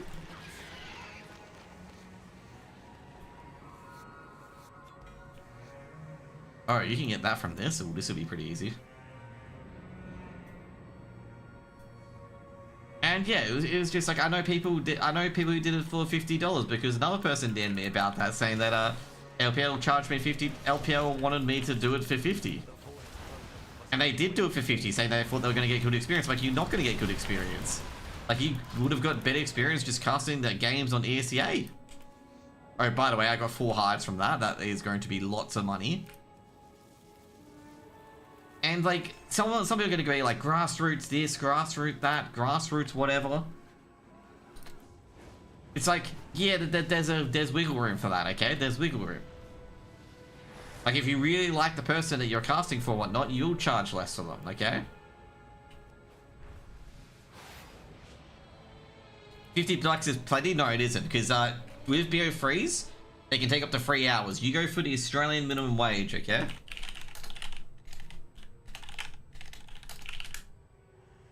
Okay?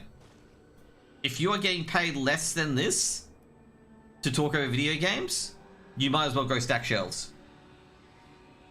50 bucks a map? And now you have to consider leave that you would have got if you have a job, and also superannuation you got paid if you have a job. Before even being like, yo, wait. $50 per map? Yeah, I was gonna say, like, $50 for fucking a BO3, like... Oh my god, I would have been like, what the fuck are you doing? I'm gonna say $50 a map will be from CCT, I reckon. Because that looks like how much CCT charge. Or generally invoice. Most scomes are at 9 OC, yeah, I think it's CCT. Because ESL will give you 150 euros for a BO3, which is basically 300 Australian dollars.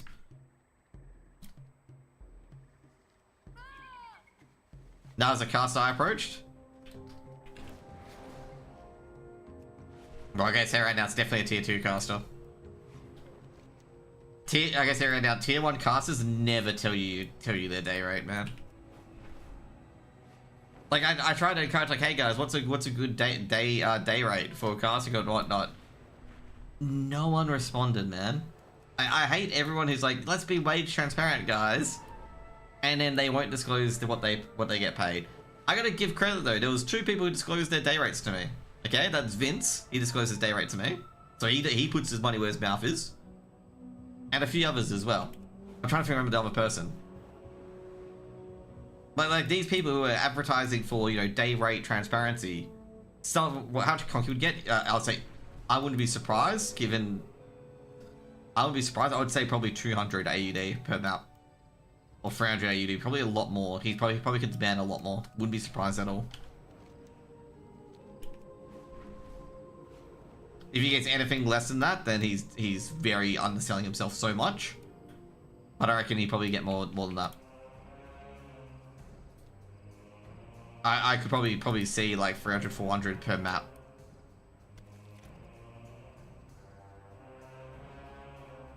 Well, to be fair, he got that much at I think at both defrags, I believe.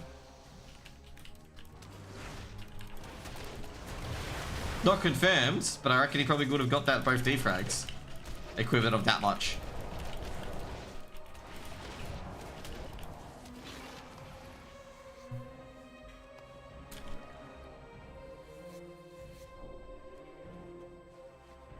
He didn't cast games, really. He did desk.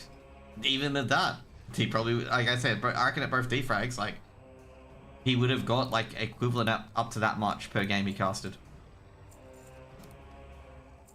But that's due to other things, okay? Not due to just, you know, casting CS and doing desk. It's other stuff in between, like his Zowie partnership. When I refer to that, his Zowie partnership.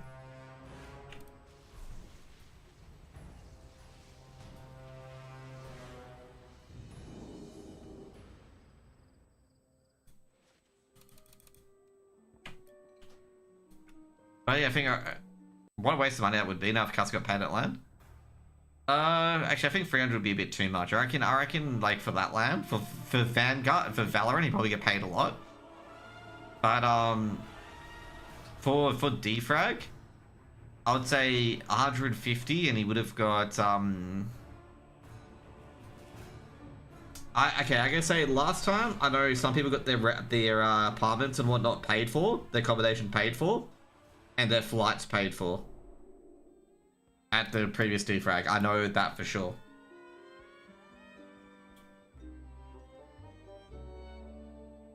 Valorant would pay out of their ass. They would.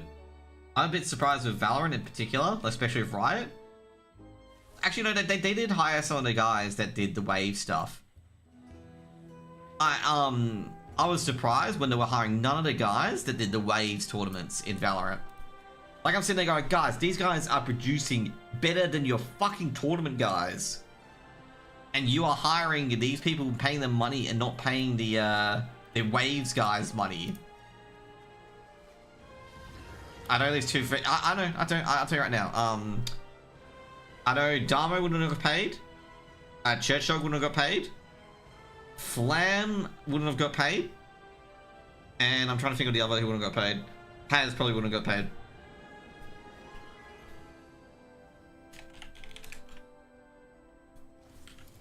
And I think 2Tap wouldn't have got paid either. Like, to be fair, Mav doesn't have the money to pay anyone. You're missing Oni? Oni probably didn't get paid either.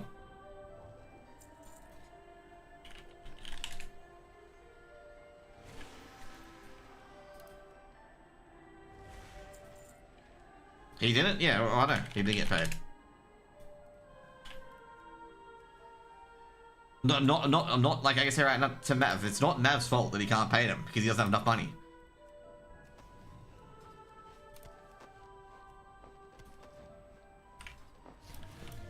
But I know last defrag, the Invitational, some of the casters got paid their travel and also got paid their accommodation.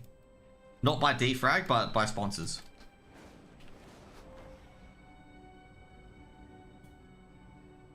And in my opinion, I reckon they should probably disclose that. But you know, it's not my choice.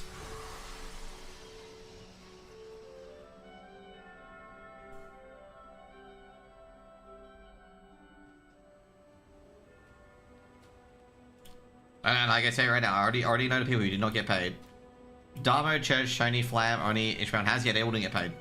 Because Mav can't afford to pay them, and I don't agree. I agree with Mav. He can't afford to pay him. And I gotta say, this is very difficult to say about other casters, okay? But they don't have the experience or the power to really ask for a payment for what they do.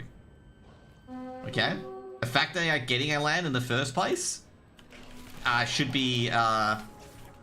This is very, very touchy, but they should be happy that they're getting LAN experience in the first place. And why it's so touchy is people get very personal and very defensive, including myself, when you say they don't do a good enough job to get paid.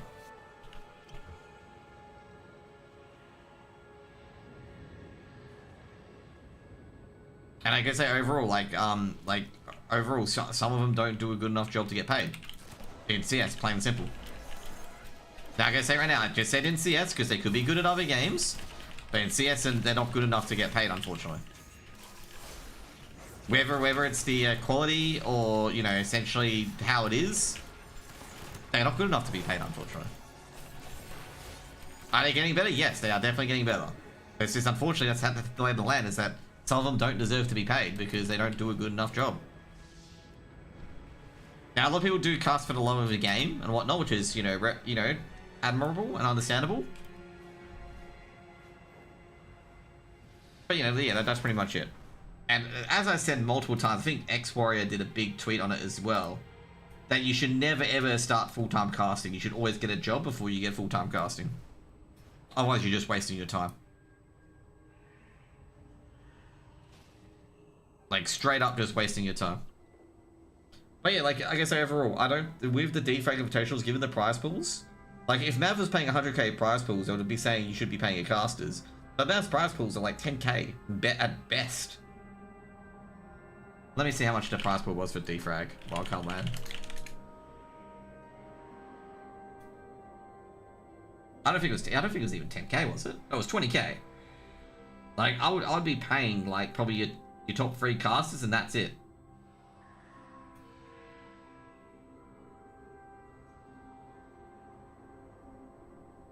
So Elvish, Pilsky, and Kongi, they all get paid. They legit do not say and look at HLT for the game. Oh, bro, you know when I criticize people for not preparing before matches and looking at HLTV? Who do you think I'm fucking pointing out? When I made those comments. I'm sorry, guys. You should not be looking at HLTV before a match. You should already know what the teams are doing and how they're going before you enter that fucking room. Like, it's good to, like, look at HLTV. Like, if someone said something like, oh, you know, wonder how the stats going, whatever it is, a one-off, that's fine. But if you're using that before prepping for a match and stuff like that, that is problematic, okay? I would not pay someone who's doing that. That's what you call phoning it in. And that's what I highly not do, like, as a caster overall. Like, you want to be, before you enter that room to cast or analyze and whatnot, you want to be talking to your co-casters, talking about the game and talking about what map selections they could go, what the players to look at, who plays where, and stuff like that. You don't want to be learning in it when you're casting.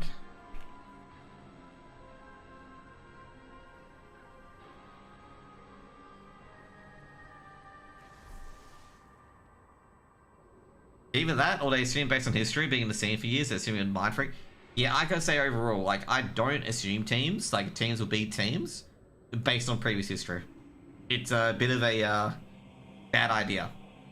But, like, this is the thing, like, you know, like, you can tell someone who's phoning it in. This is what they call it, phoning in. A person who just researches and their preparation is done 10 minutes before they're on cast. That's what you call phoning it in. And casters can tell when other casters are phoning it in.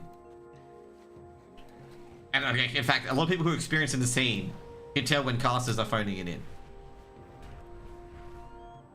And I'll tell you right now, there were a few, the desk was definitely phoning it in. Like, it's, unfortunately I have to say this, the desk was phoning it in.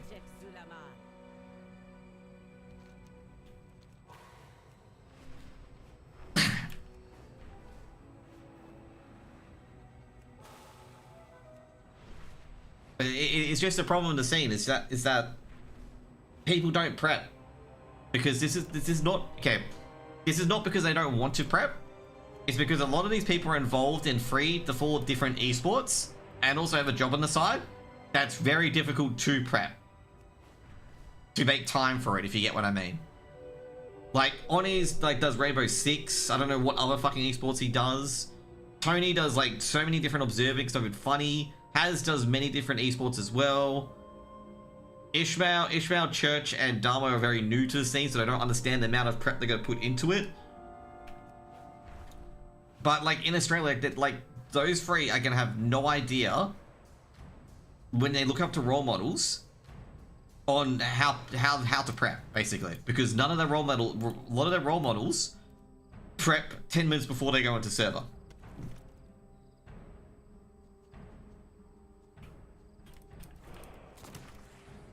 No, like, basically, I'll tell you right now, like, a lot of them have excuses, mate. Like, I think Pilsky and Conky do 2 different esports. Elvish does multiple different esports. Like, Elvish, I think, does, like, 4 or 5. Like, he's up there with how much he does. But, like, overall, like, it's gone to that point where it is just like that. And, like, this is why I quit casting. Just I saw people doing no prep, getting paid. And I'm like, why the fuck should I do that? My dad, I just explained the situation to my dad. My dad's like, well, then don't fucking work for him.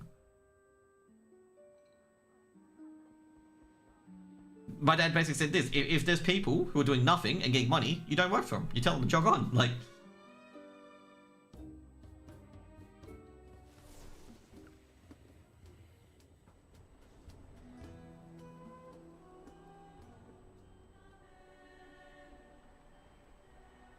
if you want to go on about Conky in particular, you can. Obviously, I can't say anything about it because I am very biased.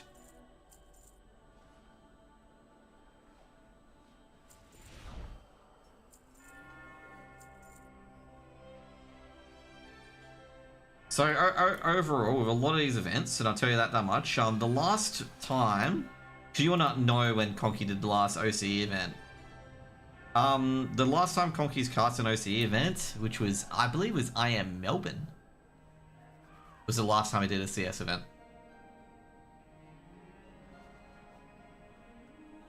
Good fortune to our friend. No, it's IM Chengdu. No, he didn't do IM Chengdu.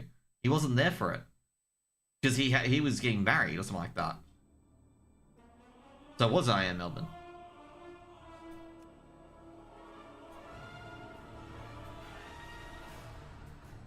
But no, like, like when you try to counter against it, be like, oh, we just don't have anyone who has experience. Like, no, we do.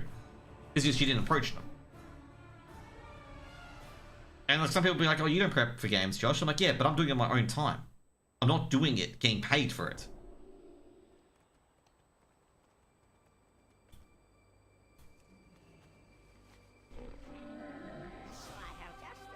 But that's the reality of AUCS in general, is that AUCS and AU Sports in general, is that you can't be an analyst in a lot of these games. Like, you can only be an analyst in a maximum of 2 games because of the time you have to dedicate to it. So, with all these people in different games and whatnot, they can't dedicate themselves to it as much as they want to, because there's only a limited amount of time they can really dedicate to one area.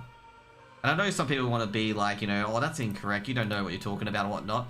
But realistically, it is what it is. You only have so much time to really research into the teams that you are casting and whatnot, and the games that you're casting and whatnot. It is, you know, it's not something that you can just pull out of your ass. Like, for example, when I casted at D-Frank Invitational, when I went home, like after my stuff was done, I was like, people were going, oh, you're gonna get a bevy and whatnot. I'm like, no, I'm gonna do preparation for tomorrow. Because I, like, just an FYI, I had no idea on what games I'd be casting. So, like, no, I'm gonna do prep for tomorrow because, like, I need to know the teams and stuff like that. And I need to know what I'm casting. Now, sometimes it's easy because sometimes you get Simplify, and you know what Simplify does, and you know what Simplify play, okay? Sometimes you get stuff like that, where you go like, ah, Simplify's playing, I know exactly what they're gonna be doing, and like, you know, their main sort of play style. You know, sometimes it's easy like that. But other times it ain't easy like that. But yeah, where you have to do some dig into these teams and do a bit of research on them and whatnot. Make use of our coffers. But yeah, I just don't, I think, like, you know, saying those things overall, people will get defensive, they'll post you up on Twitter, or they'll post you up in DMs, and be like, I think you're being really harsh on me, and I'm like, maybe, but I'm also defending you at the same time by saying it is fairly difficult in OCE to be like a specialist analyst in multiple games because people are juggling multiple different hats.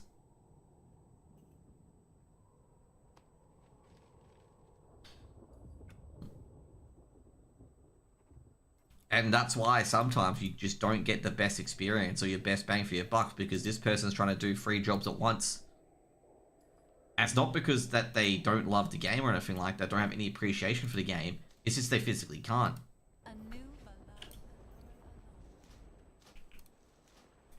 Now, do I think that's good? No, I don't think that's acceptable in the slightest.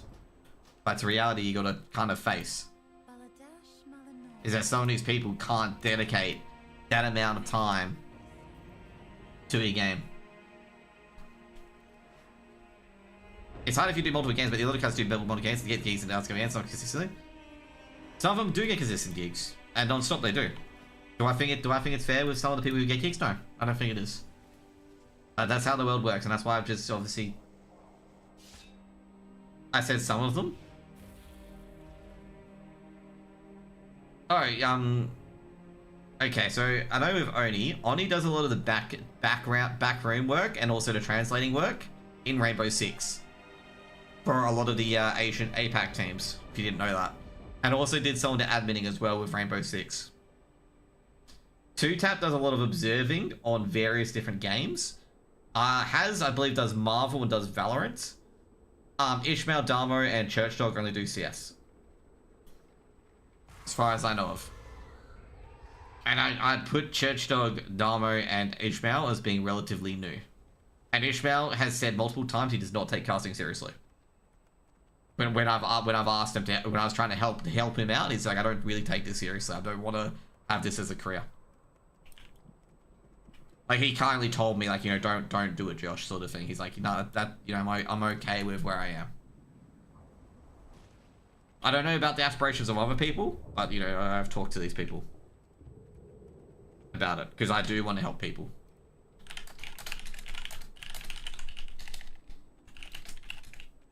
But, you know, that's how the scene is these days, is that, you know, if you know the TOs and your name's out there and you've done it previously and did a serviceable job, they will always hire you. Which is good in a way for a TO to have consistent gigs. But it's when people get too comfy in it, that they stop doing the work because they don't get it over someone else who does like 10 times more work than they do. That's when it becomes a problem.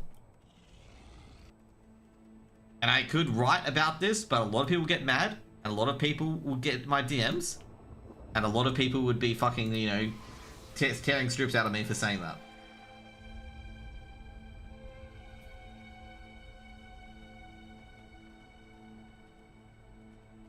But it is what it is. I think overall, refusing to take advice. No. He didn't refuse to take it. He just told me like don't worry about it. I don't take it seriously. He doesn't want to take. He did the event because they needed a caster. He didn't do the event because he thinks he's good at casting. Like it's not from an ignorant standpoint. It's from him saying that, you know, don't put too much, because I don't want to pursue this as a you know, big thing. Like Ishmael took it because they needed a caster. Like when I commented that that's practically everything in the Australian scene, like everyone in the Australian scene for casting for defrag, I wasn't joking. That wasn't a joke. Okay, but what I said in the Twitter saying that looks like we got everyone from CS, I was not joking. We literally scraped the bottom of the barrel of the casters that have casted CS for that defrag. Now that's not any of the casters or anything like that, any of the newer casters. That's the case of it. I think it was legit everyone in CS, yeah. That's what I said, you know, it's legit everyone in CS. And someone thought I was joking, I'm like, I'm not joking. It was literally everyone in CS. It was literally all your casters in CS because your middle ones went away because of a certain situation that occurred about 4 to 5 years ago. Yeah, about 6 or 7 years ago. All your mid-tier casters stopped casting CS. Wonder what happened to them.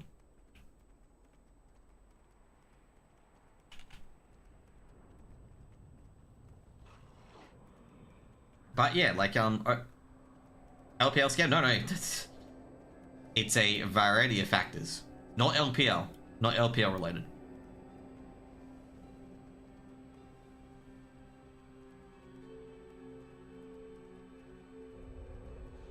And to be fair, if I quit with them, I would have been fully justified, considering what occurred.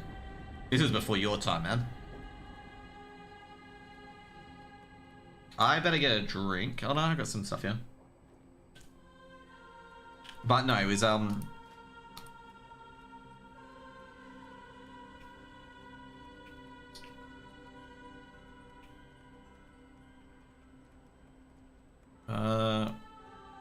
trying to get a trinket. Oh. I gotta realize I'm OC now to not do some of these NA groups.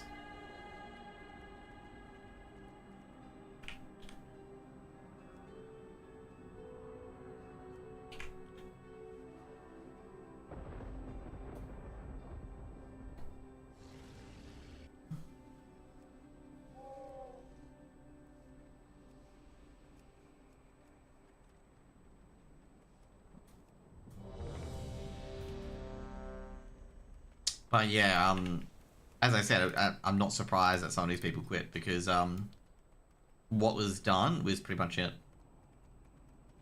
I don't know why some casters took gigs at LPL. Jason, all you need to do is look at my conversation with a certain someone about LPL, and that's all you need to know. And I said this to a lot of these people, like, if they're fucking over the lower people, it is eventually going to rise up and affect you. Okay?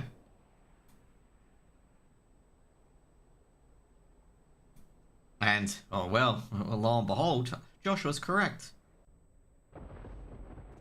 And now a lot of people think I'm being very nasty and very, you know, shitty saying that, but it's just like like these people in particular who were defending them, they knew what happened to Rosso. They knew what happened to Wanda. They know what was happening to the players. Like, surely they would have been knowing what was going on.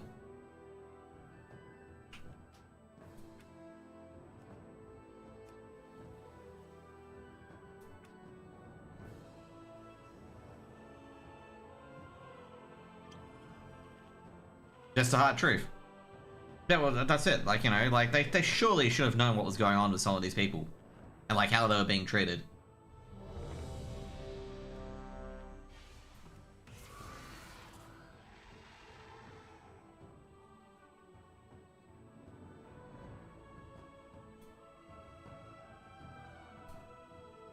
Yeah, pretty much. Yeah. Pretty much. People don't care as long as their pockets are filled and shows morals and they don't care for the sand at all. Yep. There are some people who are like that. That's why I say, like, if you're not doing any shoulder content, like, just don't care about, like I say, you're not doing anything sin if you're not doing any shoulder content. And you're expecting others to do shoulder content for you. Our academy. I am delighted that you received our invitation. The school is a touch behind schedule, but New students. How wonderful.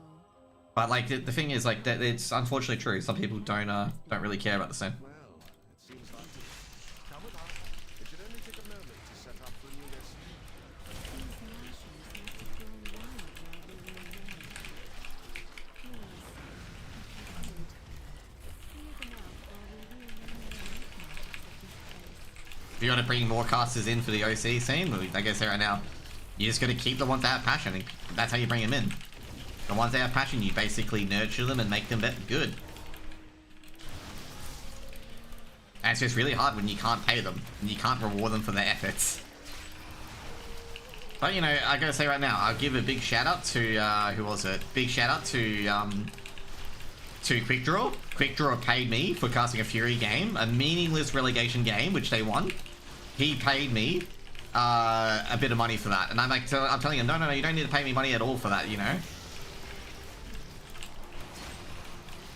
But he paid me money for one of Fury's promotion games, because this is when he was the CEO of Fury. And I just basically said, no, I don't need your money for it, like, you know. This is why Eddie highly respects me, because I casted a lot of his shitty team's games back in the day. Yes, and he's gonna be like, oh yeah, Josh is right, my teams are pretty shitty. But I cast a lot of his games back in the day, like Caught Off Guard and whatnot. Ishmael started casting as well. That's why Ishmael casts, is basically to help Eddie out. So that's why, like, you know, he more watches Eddie's streams, and he saw people not doing like Caught Off Guard or only one word games. So that's why he started casting. So once you realize, like, with Ishmael and all these other casters and what they, you know, the reason why they cast and whatnot, you understand, like, why some of them don't take it too seriously and stuff like that as well. They were more doing it to get eyes on games and whatnot. Like, they weren't doing it because they you know, We are just about they want to actually get involved into it. There is too much life magic.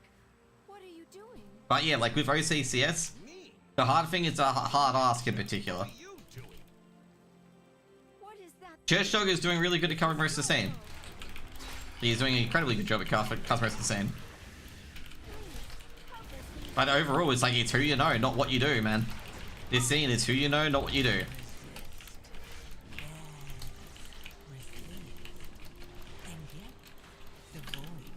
He's only one guy though? I know he's only one guy.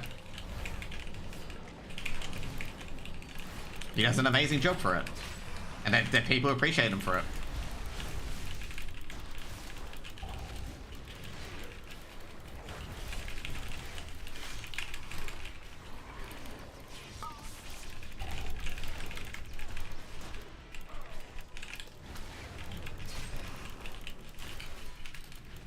Oh shit, accidentally let him heal.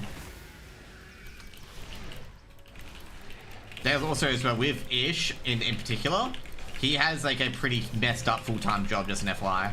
Like, he works a lot of night work as well. So just be aware of it. Don't be too hard on him. He does, I gotta say, Ish does a lot considering his work and whatnot.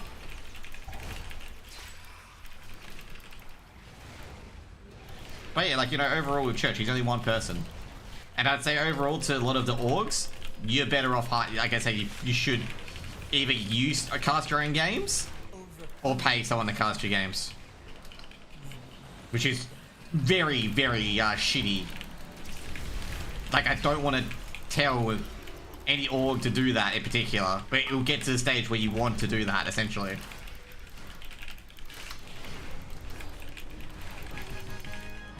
Nothing could do it? Like, yeah.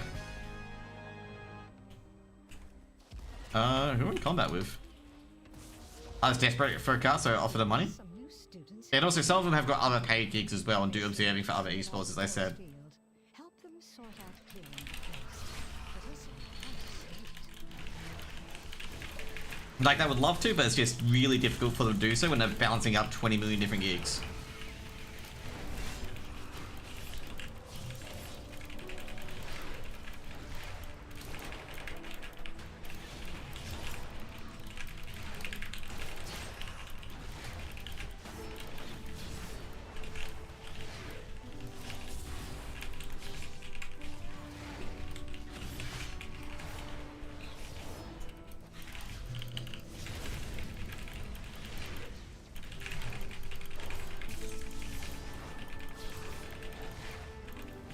Overcome this time.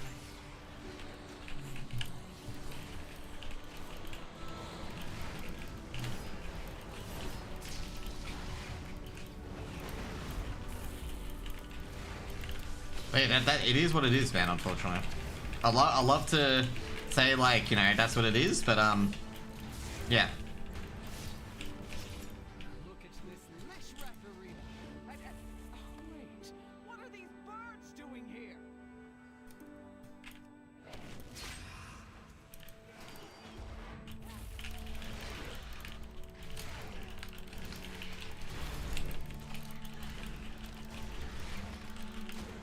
Hey, Buffer. Alright, thank you, man. Yeah, how desperate it gets sometimes? Yeah, I know how desperate it is, because there's a reason why Monitor casts his own games back in the DXA days when he's putting a lot into DXA, because no one was casting it.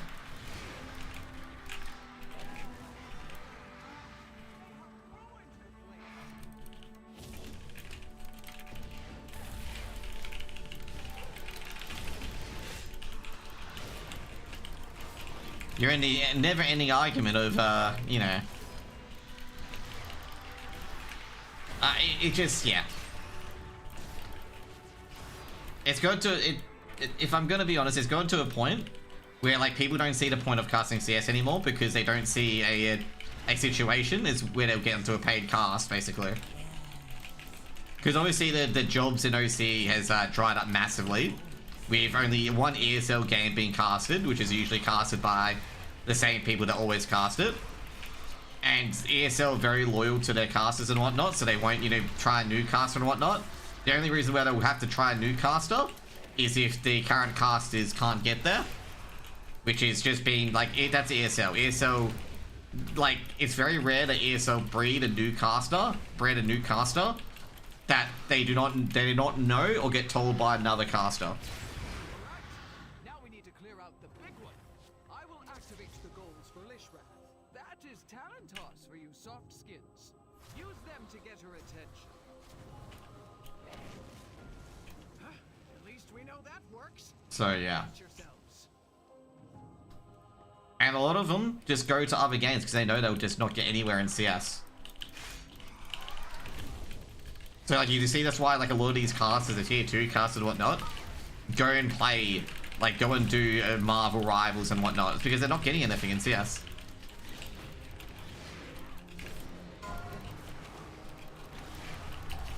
Well, they just go to other games to improve, and then work from it that way.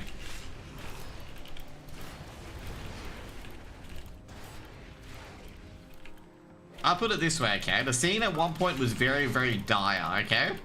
Where basically me and Joshe were the only one casting games. Defrag, Nav was taking a break from Defrag, so there was no Defrag events, there was no LAN events. I think Conky held like a one-off LAN event, like for one time only. And that was about it, okay?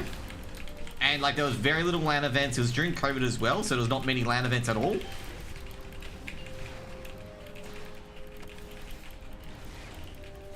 And like essentially with ESA Prem games, it was literally only me and Joshe casting it, with Conky doing the occasional playoff matches when the playoffs came around. So like the entire season was casted by me and Joshe.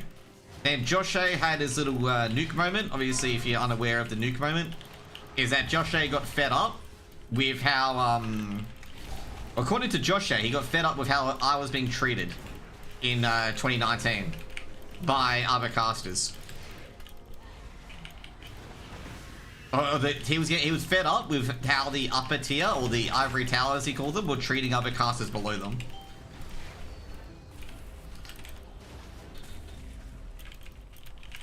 As in, like, not much help was done and whatnot.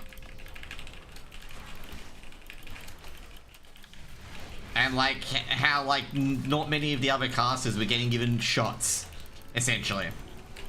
So that's what Josh A said something about, and he pointed out that some of the upper tier casters do not know what they're talking about. This was in about 2019. Which, since then, they've done a lot better, especially I think Elvish, definitely, compared to what they were before. Because Josh A pointed out that some of these people didn't even know names of fucking players. Okay? And they were casting while... This is what Josh A stated, okay? While you have only Josh and TV, or me, Jose, at the time, knowing what I was talking about and casting lower tier matches and not giving me a shot at ANZ Champs. This is when the ANZ Champs and ESCA were separate. And he made that point. That's one of the points he made. That a lot of the casters just lob on about crap, but don't know, at the actual scene, don't know how to pronounce players' names and whatnot. And he was bemused why they weren't giving me spots. And they were giving other casters spots who clearly haven't been casting the game for a very long time and were doing it occasionally. Like, it was clear as day that they were phoning it in. And that, to be fair, Josh A had said some really nasty things to Mac in regards to it as well, which were definitely very, very uncalled for. But he wasn't wrong about it. He wasn't wrong about some of the stuff he said. There were genuine issues with it in the scene where, like, lower tier casters weren't getting shots. Like, at that point, I didn't even have a single paid gig at all. And I had casted for at least 2 years.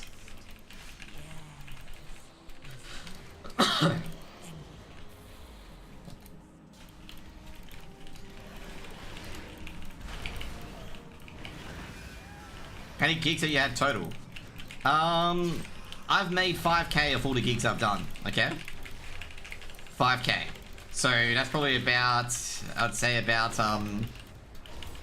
20 to 25? No, maybe a bit less than that actually. No, 25 sounds a bit right. 25 over a 6-year period. And my co-caster was Wix, who me and him did a lot of games with. Like, I'd say overall, like, you know, it's just CS gigs are just shit. Like, there's so much politics that goes into it. Like with CS in particular, there's so much politics. It's basically, you know, if you don't know anyone, you got to be insanely good to get anywhere. Less than 1k, yeah, less than 1k a year. And I've disclosed that so many times that I do not get much money from CS. Even though now there's a lot of people who probably get a lot of money from this now.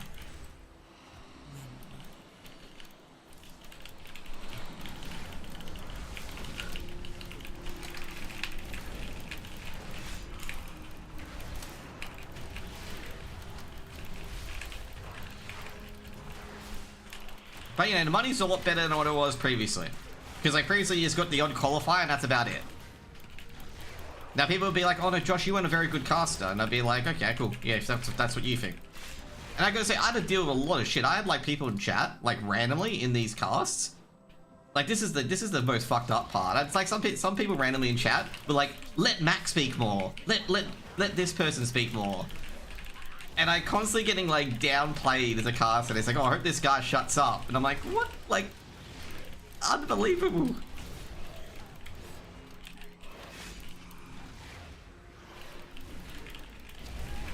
And, like, one of the things was I was giving, like, information, like, I think it was Rooster. Like, Rooster were down, I think Rooster were down, like, 7-1. But Rooster had 8 5v4 scenarios and lost 7 of them. And I was pointing that out, like Rooster can't handle man advantage scenarios because whenever they go 5-4 up, they've only won 12% of them. And one was like, I'd rather Mac talk. And I'm like, what?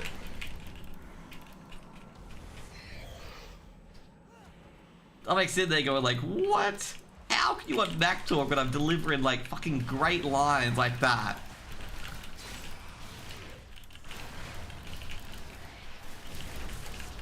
Anyway. That's nothing, like I say, that's nothing to do with Mac. At all. But it's just more to do with the people, like, what do they want? But yeah, it was very interesting, that being said. Because, like, I think it was Jamie back in the day, which is obviously JDU. JDU was basically said question mark, like, bro, like, what he said was complete facts.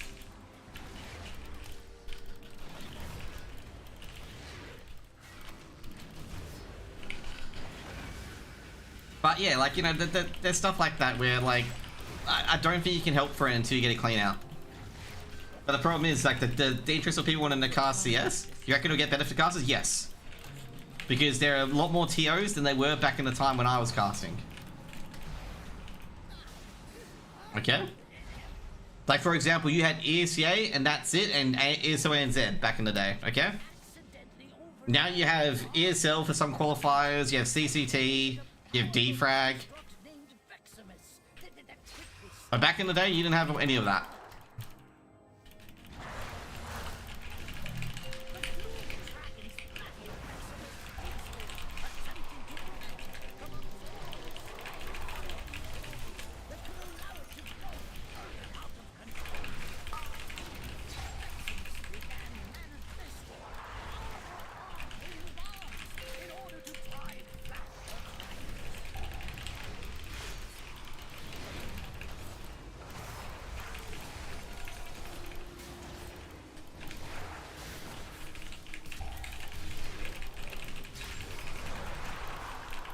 Homie, that road did not take any of them and made me take some of them.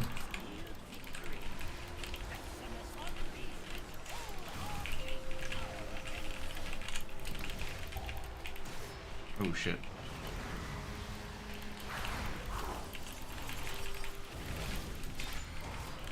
Well, that's what's gonna happen, as I said, like, that's what's gonna happen. It's just gonna be the same casters get gigs, and people don't see a point of going into CS. Like, that's the point. That's what's gonna happen. It's gonna keep happening until, you know, stuff stops, you know? I say I don't know what to tell you. That's what's gonna continue happening until, they start giving gigs to different casters. Like, if they don't see an opportunity, they're not gonna accept it, and they're not gonna proceed with it. That's why I stopped proceeding with it, because I didn't see any, viable choice of me getting in casting gigs.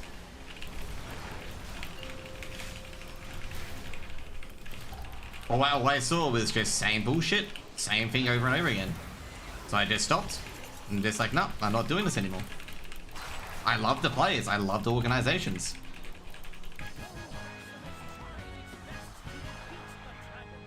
It was ultimately destroyed. Well done. I have no issues with the talent. No issues with the teams or the players. No issues whatsoever.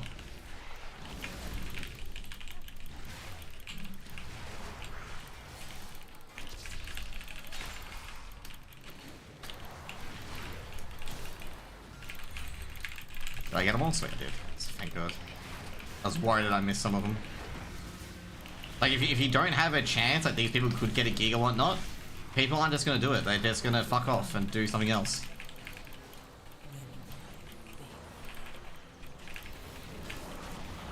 And then some of these people will be like, oh, they just didn't have the passion for CS. You know, we have the passion for CS. And it's just like, no, because they weren't getting anywhere. Like, I wasn't getting anywhere. Said it in my quitting post, I was getting nowhere in CS.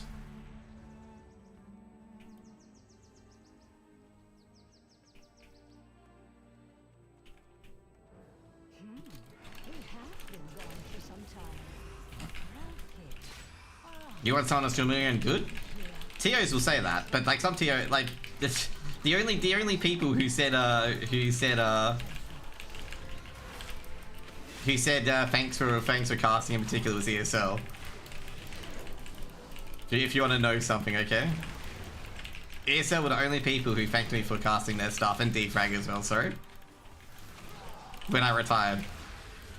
And appreciated my time and whatnot. Oh, fucking hell, man. Yeah, they're gonna, I deserve to get chewed out for that pool.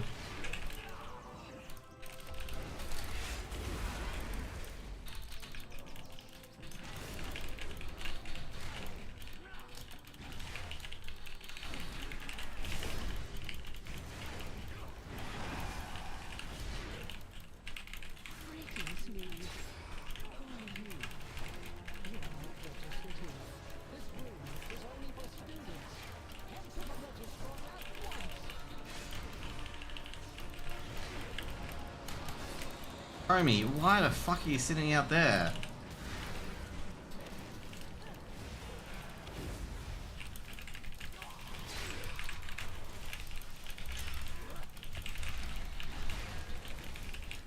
I was wondering why it was not coming in.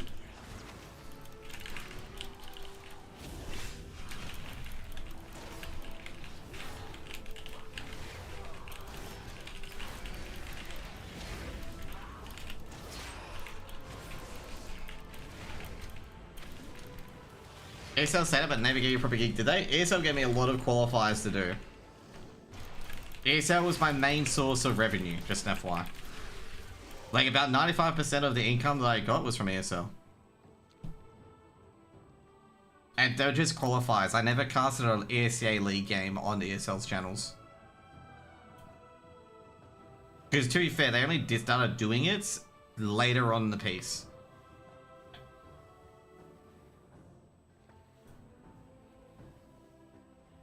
But, you know, they should have probably given me the DreamHack Melbourne desk gig. I was very surprised that they did not give me that. I'm very disappointed that they didn't give me that, given the desk.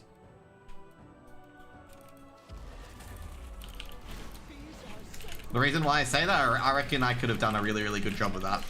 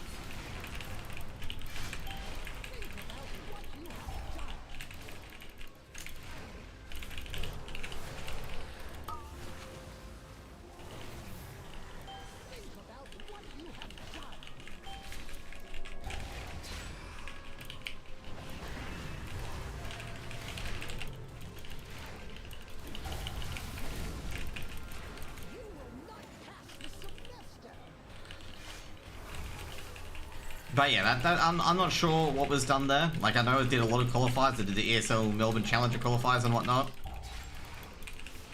But yeah, I felt like I would have done a very, very good gig at, I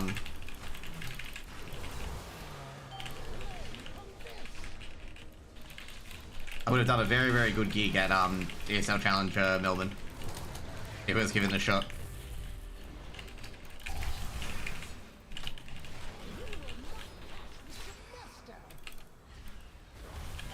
It does get boring. I agree. It does get boring.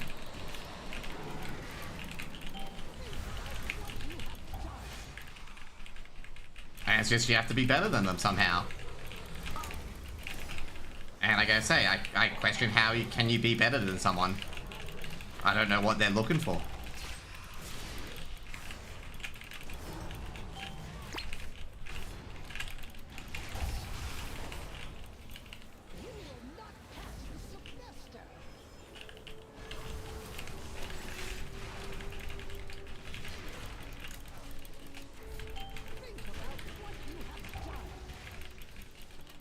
I don't know how we're doing this, by the way.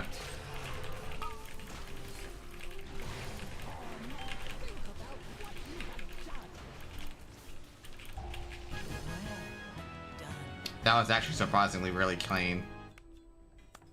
Bugger. Someone get a puzzle box at least.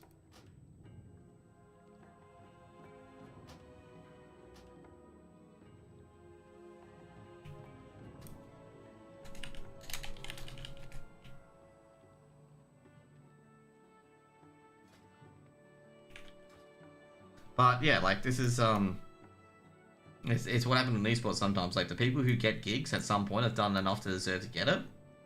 And if you question it, they'll say, "Oh, I did a lot of work to get here." Well, you know, you can't really disprove that. So yeah.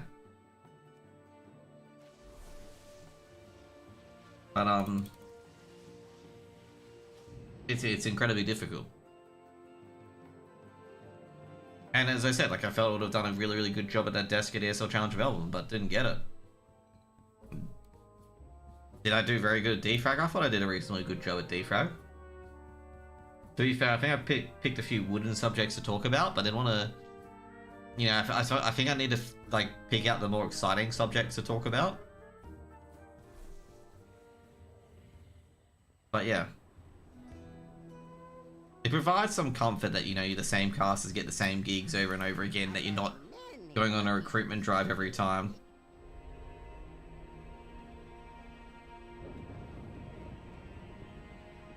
They will hate you for trying to play with their money if you start going against them, wanting people to replace them.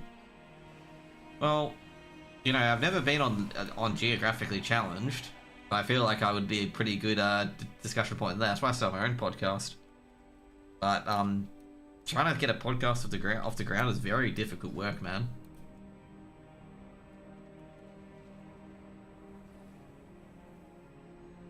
And you know, I expect people that do have a podcast about it. And I was trying to get onto Here's the Point, sort of, Here's the Tip podcast. They did mention that, you know, if they do a playoff special, they would get me on. But it never happened, so I'm not sure what was, I'm not sure what happened with it. But I was asking them, hey, like, you know, I did follow up on it a few times, like, hey, do you guys want to do the playoffs version of it? But that's Here's the Thing. Here's the Thing's different. Here's the Thing's a news outlet. Not the podcast.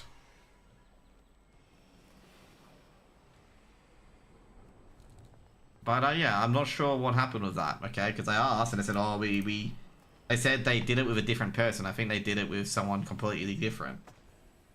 And I'm just like, I sat there being like, oh, I was just, you know, I had points all ready to go to discuss it, so. That was a really confusing moment with me. Or for me.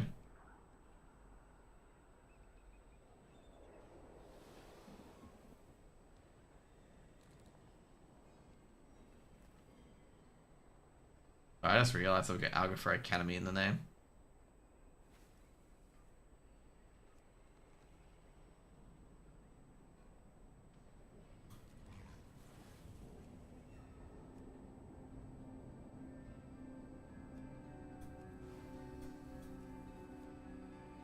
But yeah, like, you know, that's kind of the reason why, like, you know, I quit. Because, like, I wanted to do shoulder content, I want to help out with shoulder content, so I did my own. Because no one was wanting me to include me on any of these fucking things.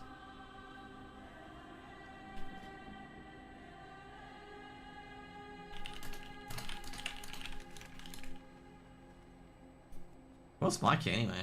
Do I have a seat?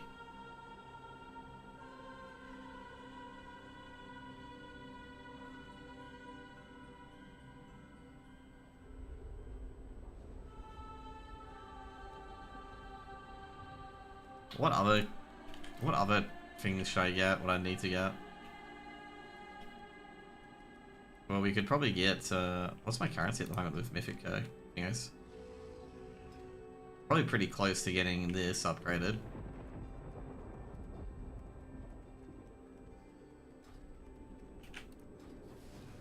Oh, you're okay. You want to do keys? Okay, yeah, listening to me talking about casting. Got it. Okay.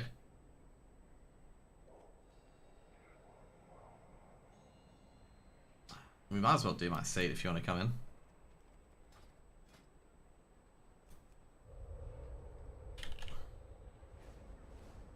Wait, why can't I?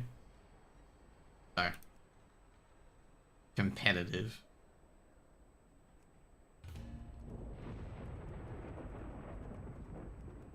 Funny is, I don't think I've done a seat at 10, but I think at this stage, we can get it done. Nah, but yeah, like that sort of stuff, I wasn't really getting included in much, and I felt like I had to put more in to get included in anything. I feel like I know this guy from somewhere.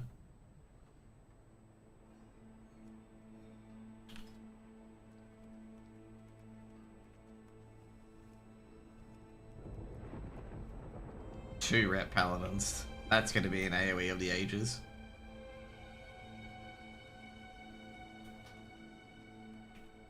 But yeah, like, maybe because I'm a dickhead. That's probably why I didn't get included a lot. But that's the sort of stuff. Like I didn't get included in much, and I I felt like I had to do like 20 million more times more than anyone else to get really considered for anything. I'll pick the mage up for Lost. And also I really do need a ranged DPS.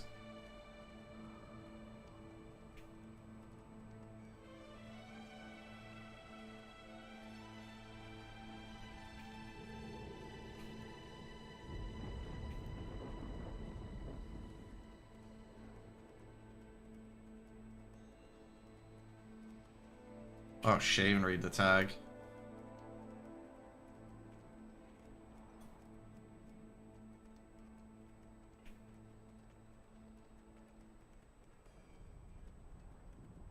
I probably should have advised the monk, but I didn't read the tag. I was just cleaning it up.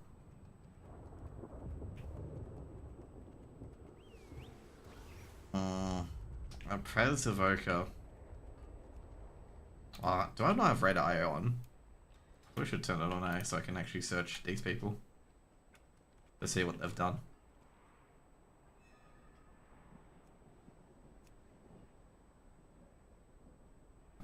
Because I could have like seen what that if that guy was a 3.2k old. Because there's a lot of people who lie about shit, and you can just like sniff them out in Red IO, where like the alt, like normally the alts will link.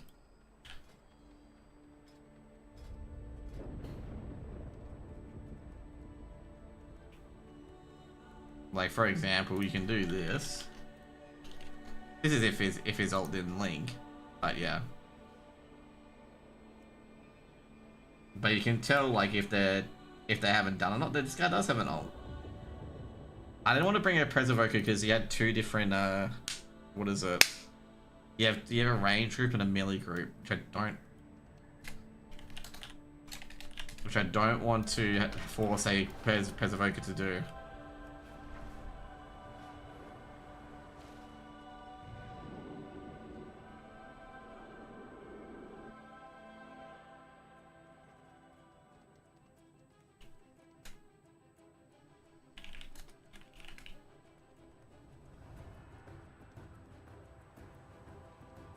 Oh yeah, dude, I always fuck this up.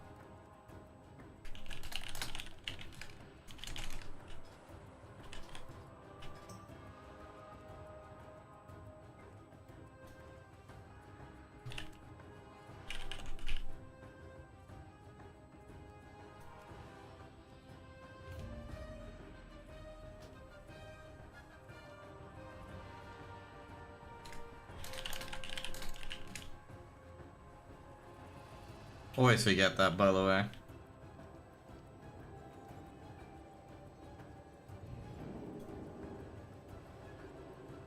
That was the monk's finger.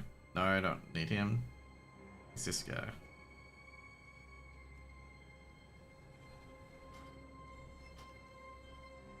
Just an FYI, you can do 10s like 245. I accidentally declined him without reading his description. From the void has emerged into Because I was clearing up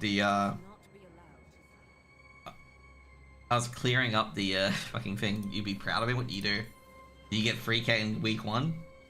Someone was chastising me for not getting 3k in week 1. I'm like, bro, have you tried playing from Europe? Like, and you're on holidays? Like, I don't think anyone's pushing keys so hard.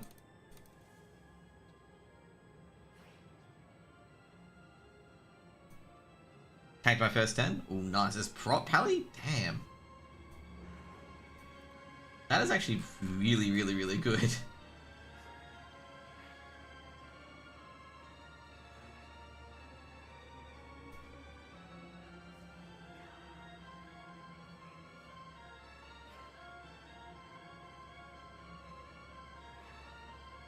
Ready check, let's go.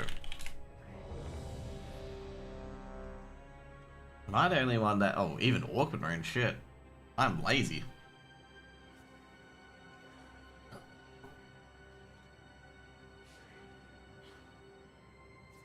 Like I say, I have no idea of the path in Seat, to be honest. But I don't think it can be that difficult. I don't think it's my Zara. Why do you at me like that? My MDT will just out you like that, okay? Oh crap, which pools do we do? I don't want to do a double subjugator.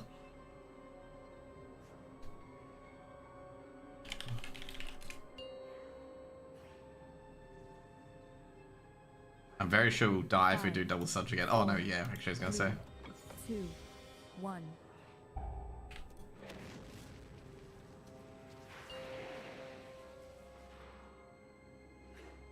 Five, The void 4, beckons 3, us onward. 2, 1. Embrace it.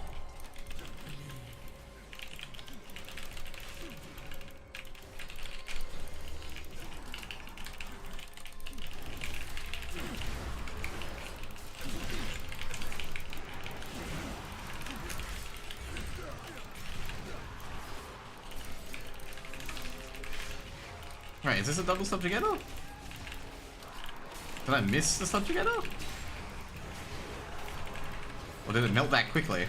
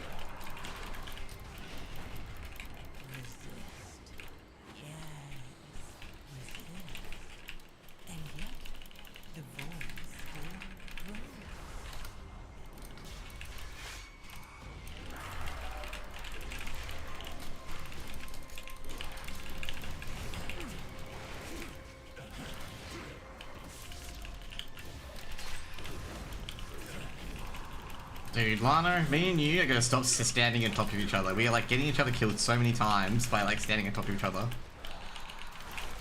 Like holy shit. Like me and Lana are operating on the same instinct every single time and probably getting each other killed.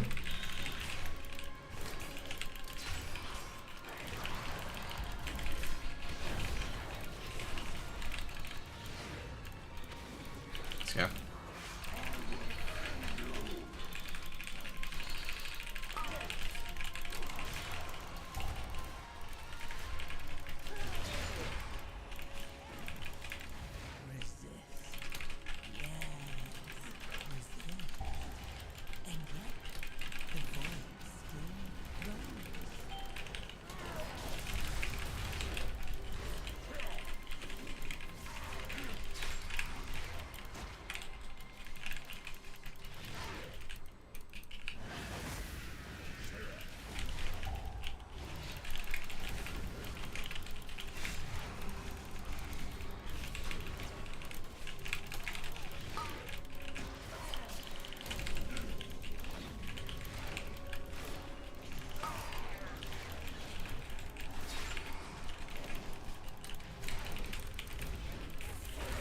Does he do anything? No, he doesn't. Okay. I thought he did like a big full eats own thing. That felt like it.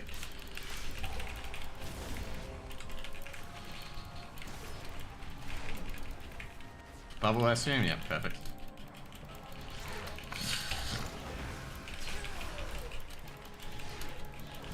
Perfect, perfect, perfect.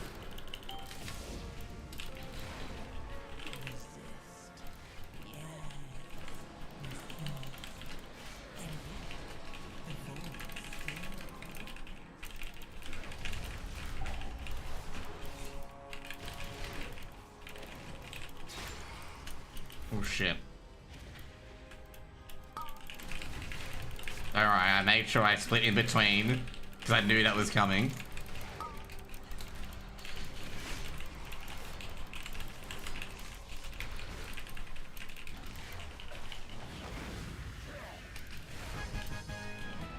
Follow me. The Shadow Guard is building up its presence near the temple. Disrupting their efforts would benefit us all. Also, their commander here has a particular item that would be useful. Figure out their motives and put a stop to their efforts. Yeah, well, open the fucking gateway, man. Sorry, I wanted to pull these guys because I figured these guys take a long time with RP. So free trash percent is free trash percent is free trash percent, you know?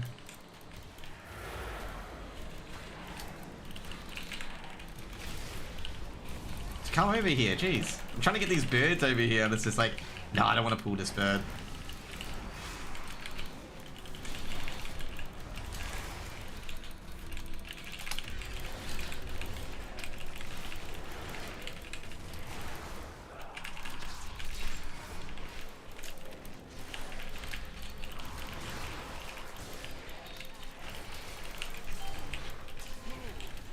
We shall push you back. Our mission will not be jeopardized.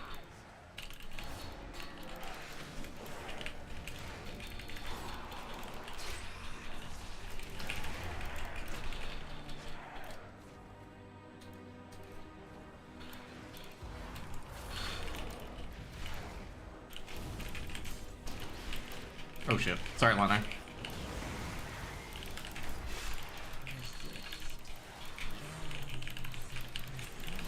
think it was Lano. There was a rep paladin who had shit on him for ages.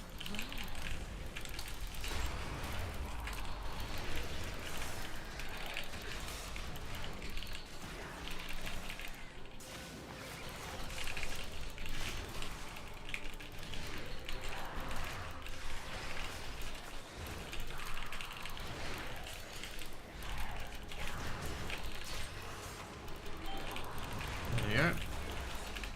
Putting this monk through the fucking ribbon at the moment with all this shit. Monk's probably like hating me at the moment. He's like, this cunt of a tank is pulling 4 mobs at a time.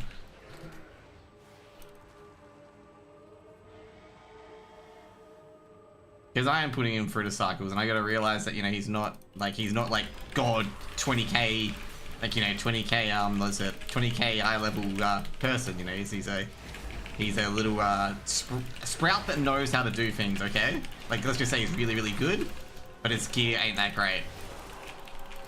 So sometimes you gotta be careful with those sort of people, because they know what they're doing. It's just whether they have the gear at eye level to execute is the main thing.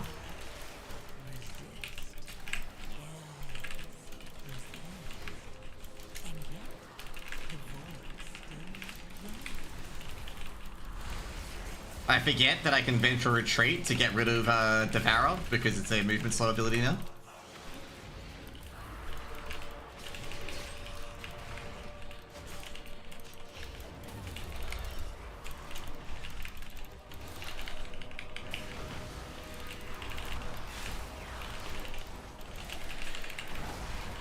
Oh shit. Gotta make sure I get these abilities through. Oh, I think I took something off my bars. No, I didn't. Okay, good. I got worried I took something off my bars that I shouldn't have.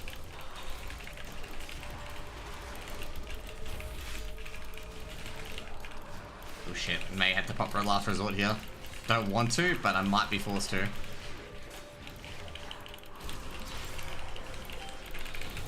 Ah, awesome. Overcome this trial.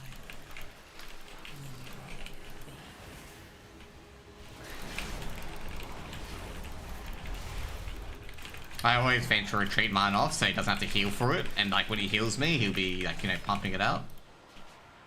I think I may have overpulled anyway. But I'm not sure. Is that good for Ret Funnel to pull more in? I'm not sure. Probably not, to be honest.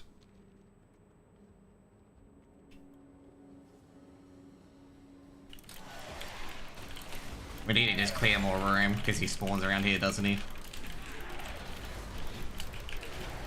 Alright, shit, I just realized. Double chain, homie.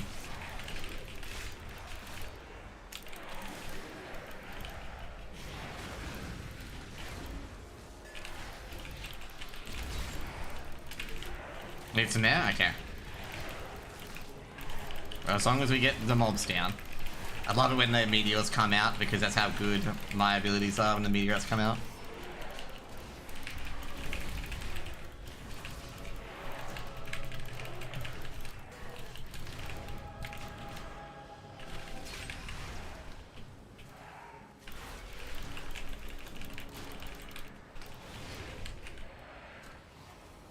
Okay. Oh shit, I didn't get that. Thought I did get that.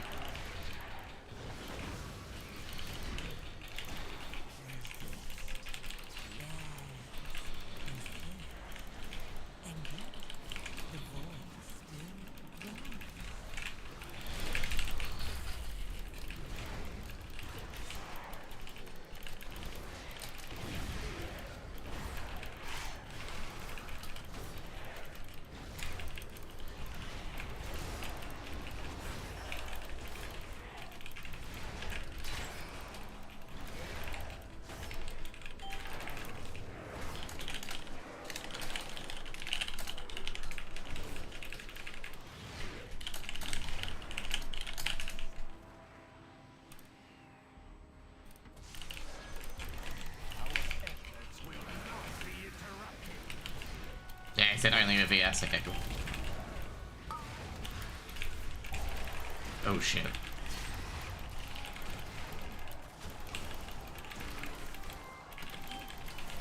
We gotta make sure these void bombs aren't terrible. Yeah, I get this one, yeah. If not, I'll soak my void ball if I didn't get that.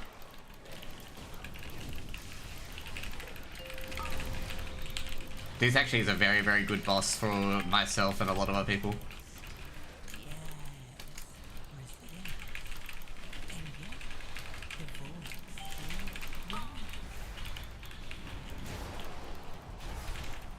Oh, did someone blow up a void bomb? I think someone did. Oh, there's two in fucking horrible areas.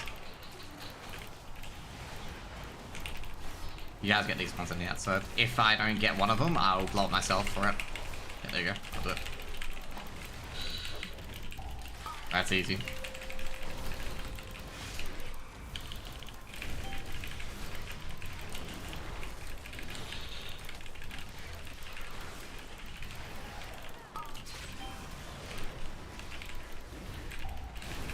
Jeez, Lana, you're smashing these interrupts, bro. Like, they barely get up. And you've like already got an interrupt on them.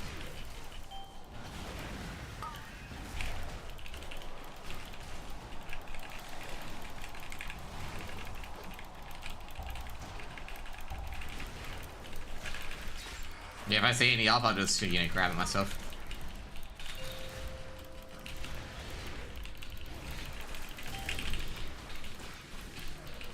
Overcome this trial.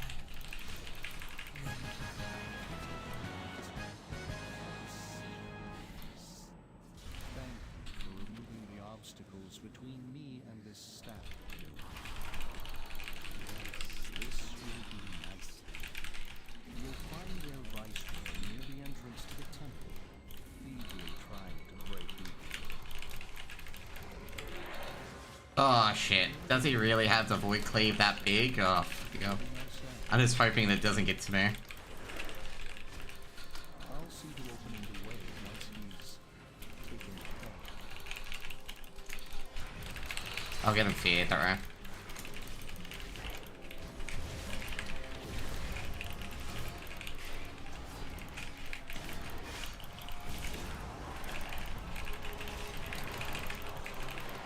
I think that these guys have obnoxious abilities.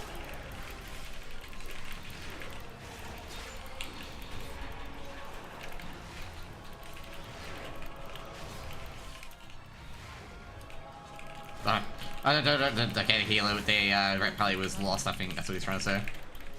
Yeah, all good, all good. We're not doing bad anyway. I think we're doing exceptionally well, to be honest. Like, healer's 244, he's doing an amazing job, considering the tomfoolery I'm doing at the moment. Like, I pulled several pulls of 4 mobs on him, okay? He's doing a great job. Like, if your healer's that undergeared, you do not fuck with him and do shit like that. And like pull like 4 mobs at once, and he's doing it very, very well. Like, I'm surprised I haven't popped a last resort at all in this run. Because I do have last resort on this guy. Because last resort, like, basically the Vengeful Demon Hunter tree, Vengeance Demon Hunter tree is so shit that last resort is in the main spec. Like, you would never expect last resort to be in the main spec. Like, you expect it to be in upper keys, but it's in the main spec because there's literally no other points to put it into.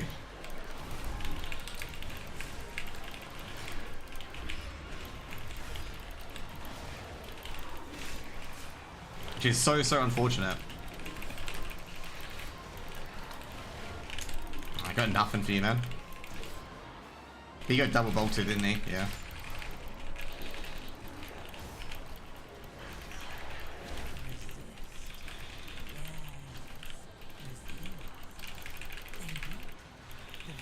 Or is there something really, really harmful about these guys that I'm not paying attention to? That's like really anti-monk. Because I think there's some things I should pay attention to that's really, really rough for the healers. But I think he may have got double bolted as well.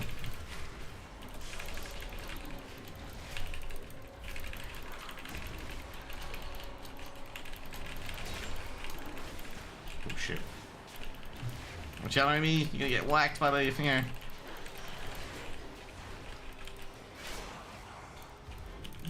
The boss after this is like my trouble boss because I always fuck up the wind chime, okay? Because they switch, and I didn't know they switch. Now I do obviously know they switch. But that was one thing that got me off so much is that they switch if you miss one. They switch to a different one. I didn't even know that. Oh shit, I thought that was Devour. That's why I hopped back. Watch out.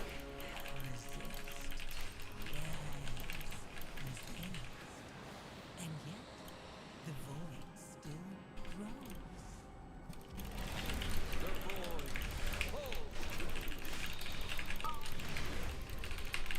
Thank you. Oh shit, we better watch out.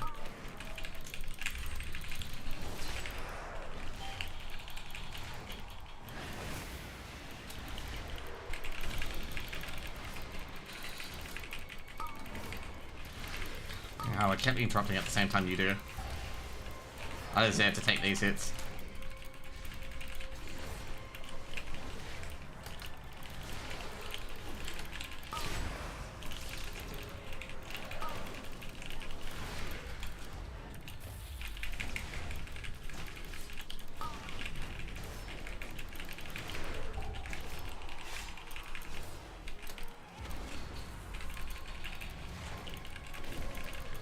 Get to us. You can do it, Mage. You can do it. You've got this.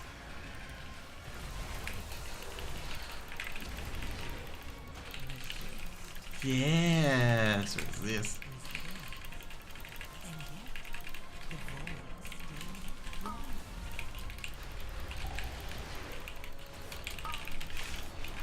Oh, watch out. We got a triple coming through.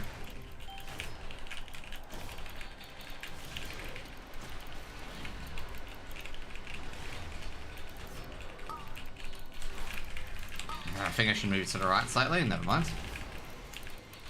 Of course, the moment I move it to the right, it gets progressively worse.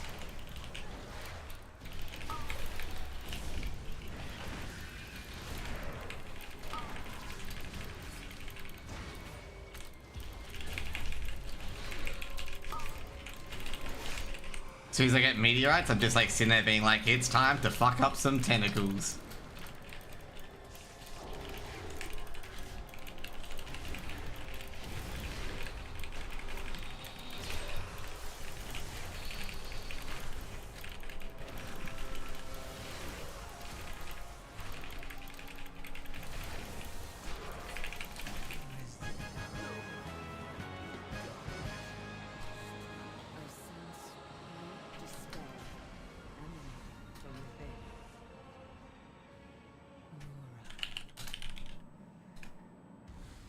Yes, the knowledge.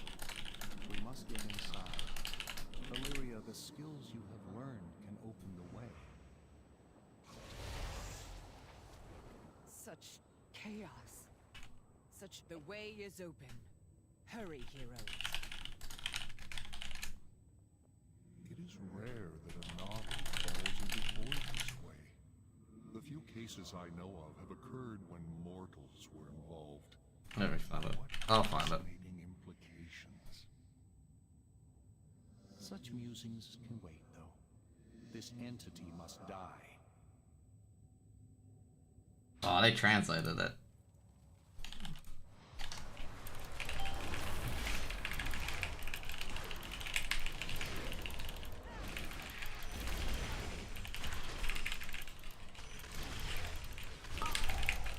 That's so funny. That's a reference to Lura, obviously. That's why I made that reference to this meme. Because we're fighting Lura. Let's kick faster than Bruce Lee. Make sure you hit the notes, yep.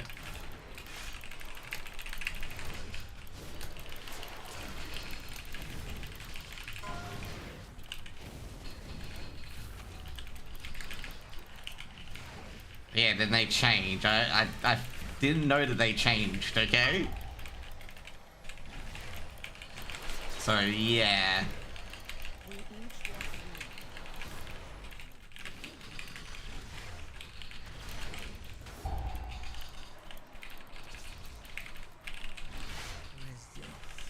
No, he's aiming at the wrong one.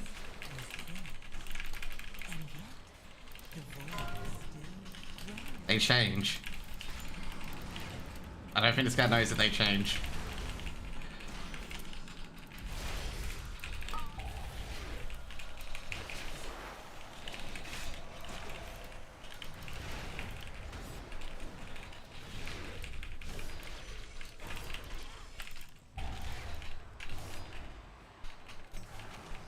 Let's have one person hit it.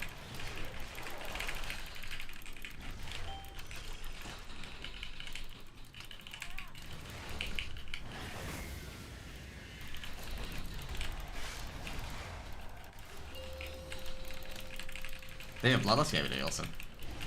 Lala!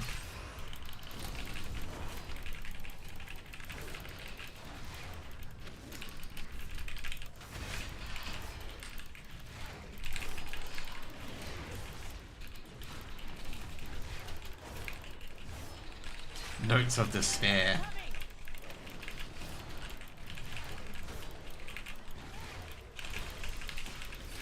Now we must do it all again.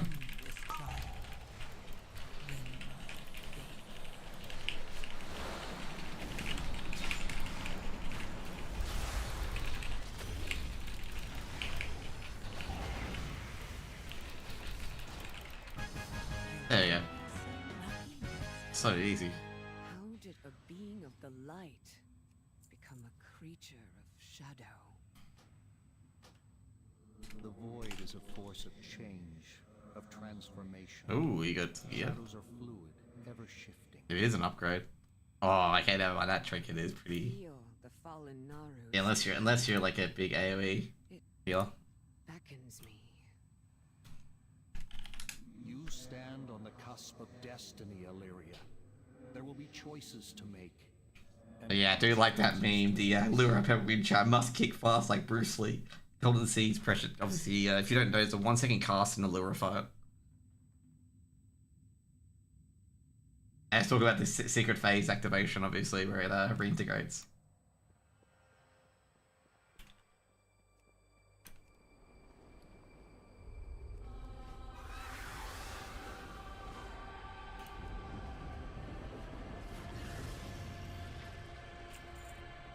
Dude, 1.2 mil. Fuck yeah. I've been skinning on every single tune for Majestic Highs, just an FYI. That's why I've got so much gold. Okay.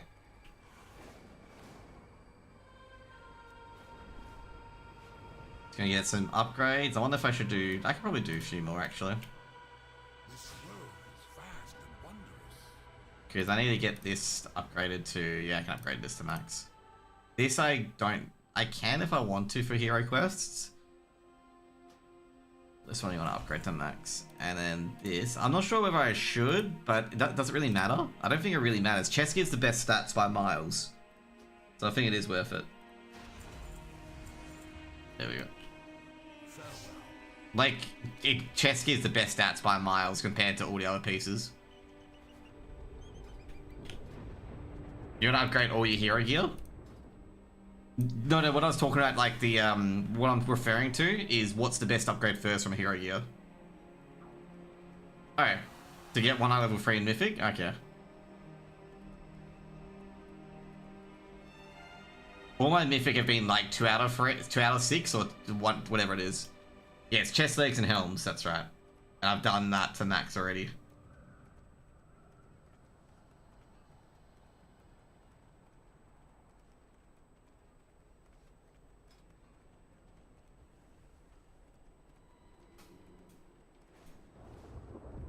And rings, necks, and trinkets? Okay. No, I've done the necks and trinkets part. What key did I get? That's a good question, because I didn't even pay attention to what key I got. I got Pit of Sauron. I could probably do a Pit of Sauron at 12. Because They're not too hard.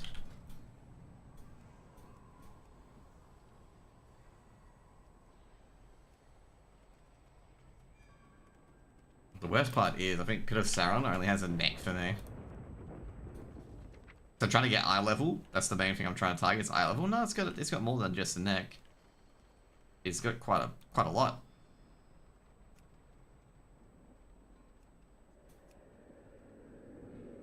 Should I troll Hydrax and just like come in as a really accept his melee DPS in Skyreach? Pit's easy, yeah. Pit's piss.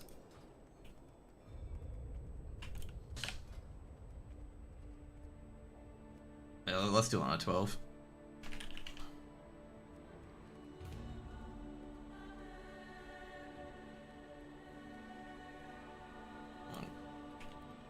I guess right now I've done a lot of Pit, okay?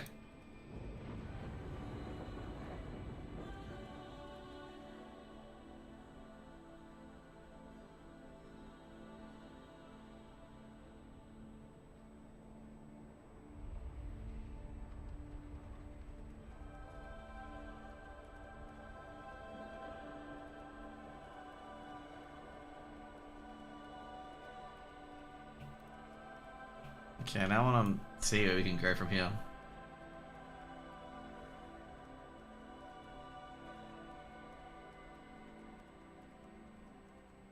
Who's the monk? The monk feels like he's way too geared to be here. Yeah, I was gonna say. I think the healer DH duo is fine, and then the mage.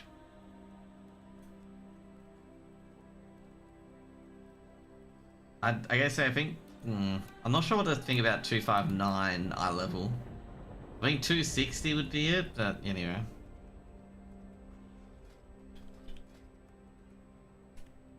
Unless there's a specific reason why, like, they're a lot lower.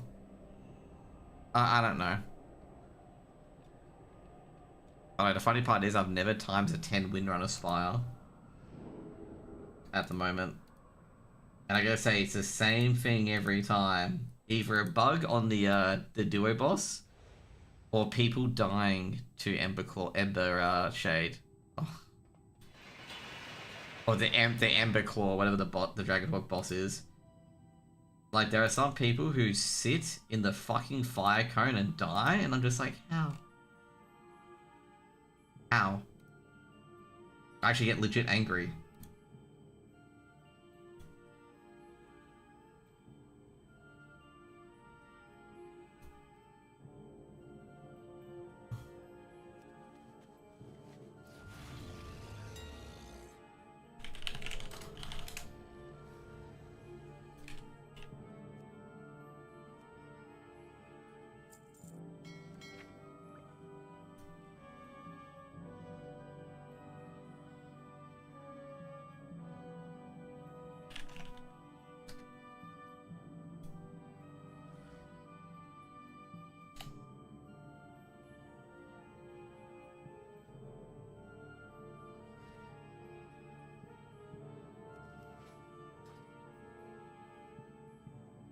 But I do agree with Buffer. Pit is pretty easy.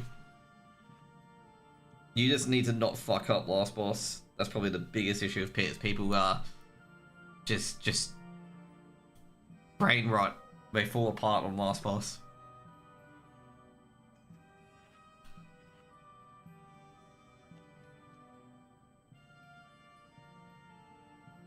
I actually did pretty good. Look at that meteorite DPS, world killer.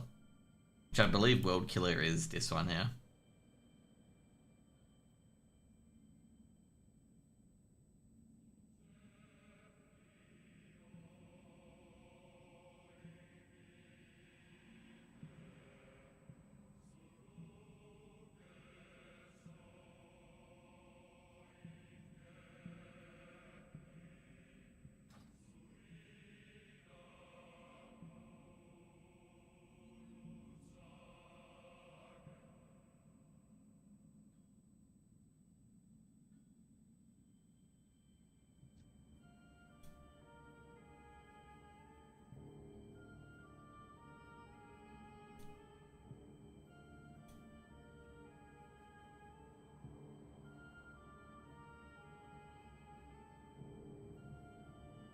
Hopefully the mage hasn't lagged out or anything like that.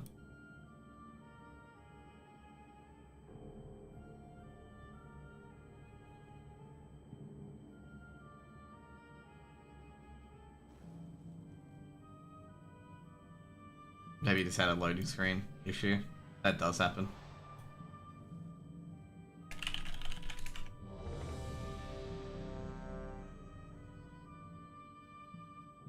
You know what? I feel bad. I feel naked. And they're letting Lano have all the, You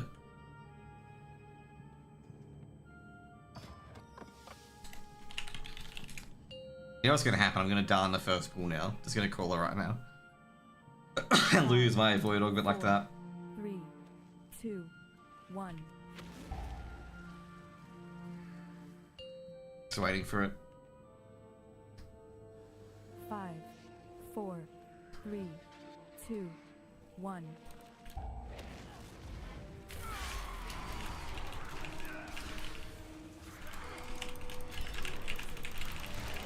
Especially when I pull the wrong fucking mob. You will have to make your way across this quarry on your own. You know the worst thing about this? I can't fear them because they're undead. Try that one.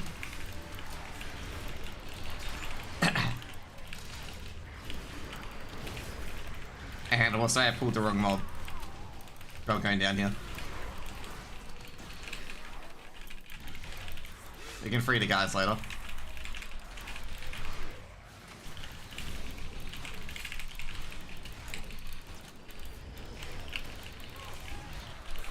Oh, fucking Lano, man. You're good.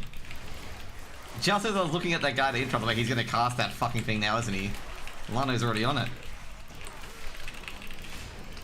He was waiting for it, he's like, he's gonna cast soon.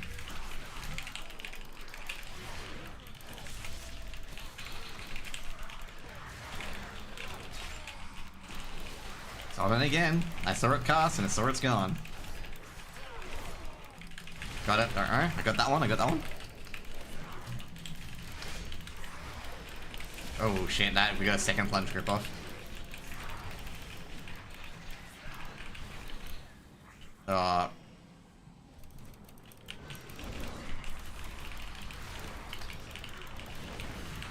We're gonna go back and grab the first one, by the way.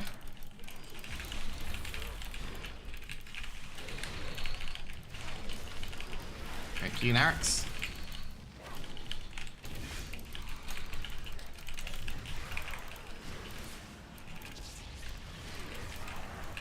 I might as well just pull every single mindless labourer, because, you know, I'm probably going to pull them anyway. Or someone's going to pull them anyway. Might as well be me.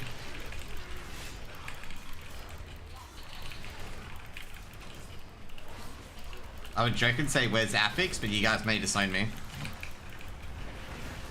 Because it's a 12. And Affix don't exist in 12s.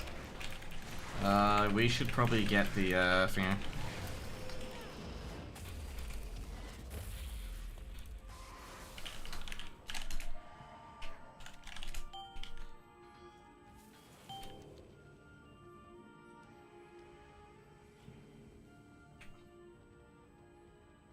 Okay, we'll do this.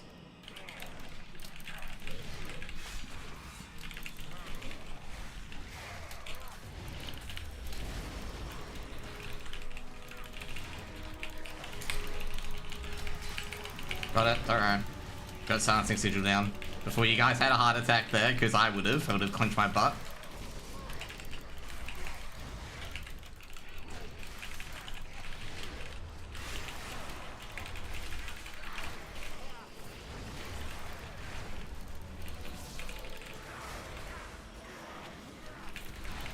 Good work. Dude, these guys are fucking awake. So awake.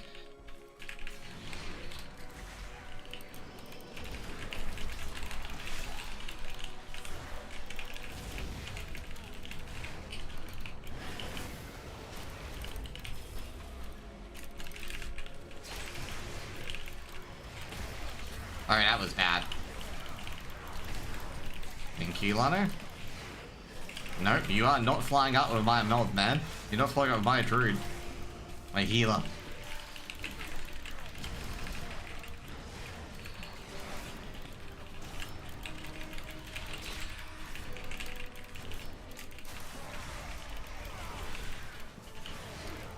Oh shit, sorry about that. Sorry. Oh, never mind.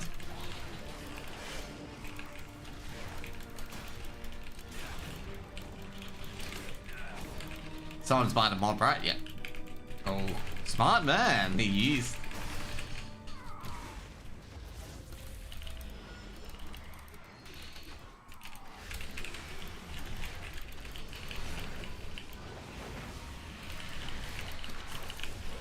Oh shit, that was bad. Turning away from mob, not very smart.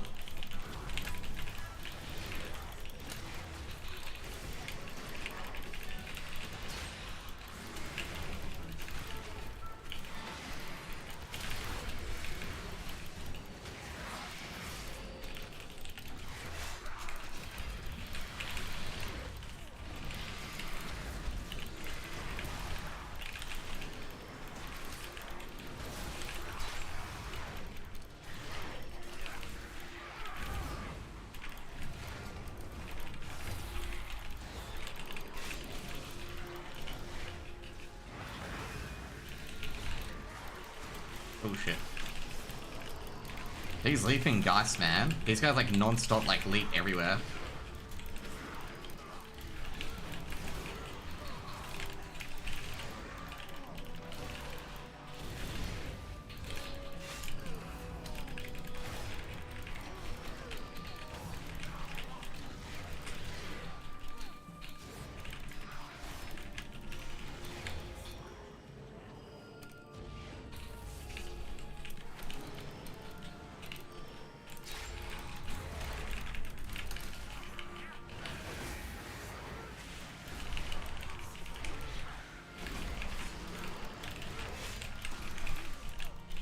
Sorry, Lana, dude. I just had nothing. They should come back to me shortly, though. I said no AoE. Because I used it, but they weren't in it. So, yeah.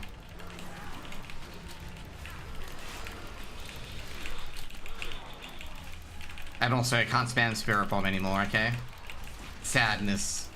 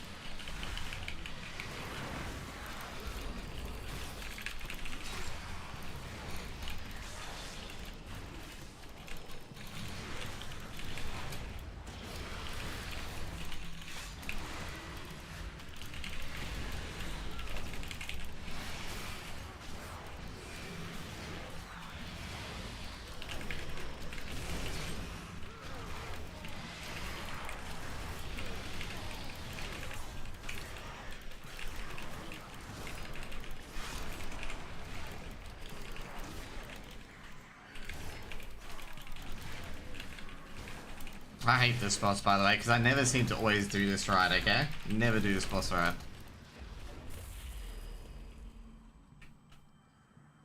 Like, every single time I manage to do this boss wrong, I feel like I do this boss wrong.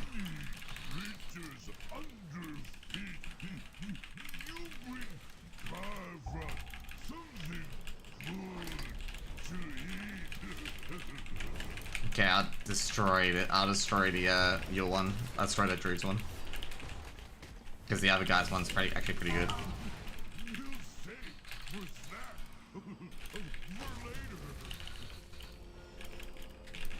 I'll literally drag him on the fucking rock so he possibly can't miss it.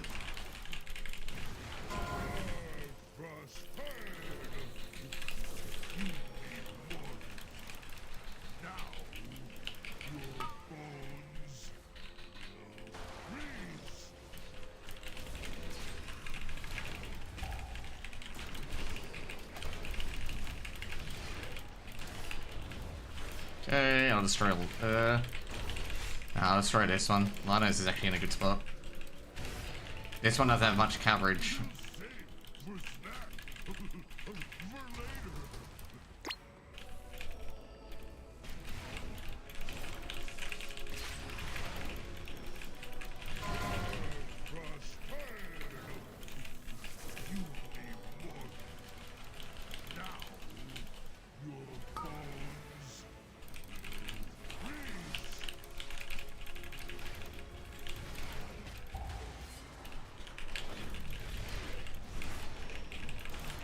Yeah, I'll destroy Acrix's. Because Acrix is in a really, really poor location.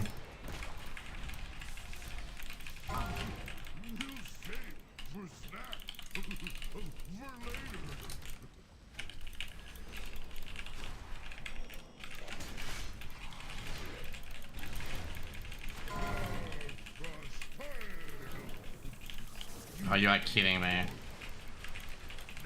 I thought I've got him in the rock, that's on me.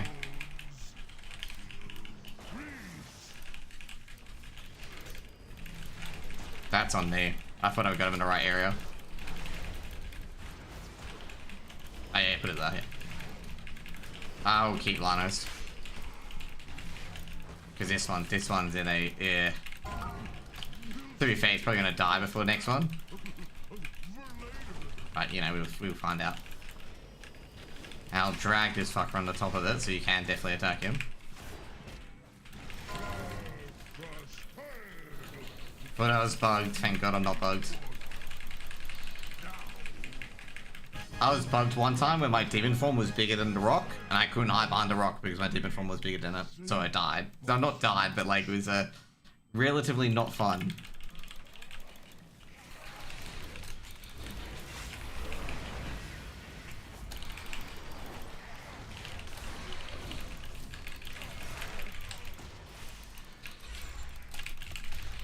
Ah shit, I think I did too early with that one.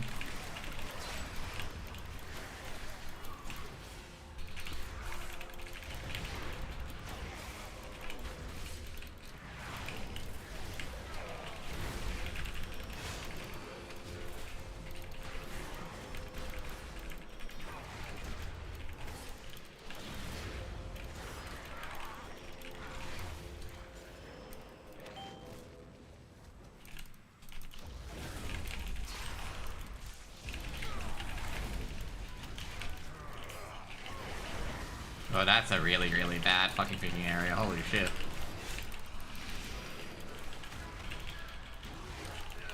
Yeah, I gotta say, this might be a, Josh, what are you doing? I think I pulled too much. Only people who agree that I didn't pull too much there is anyone who's got like a vested interest in mashing the AoE button. Oh shit. when you're frame stacked too much and you can't see the fucking ability that's casting.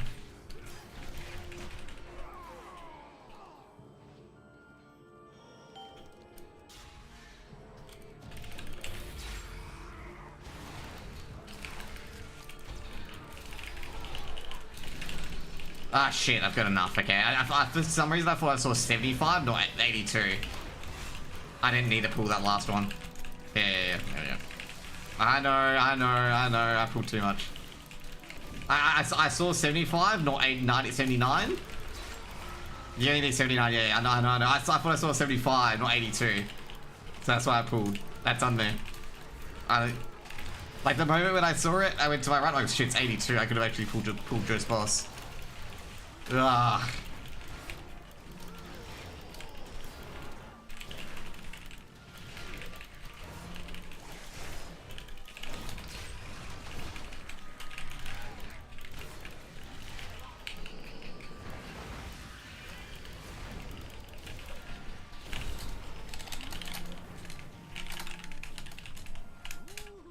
We could probably use these parts.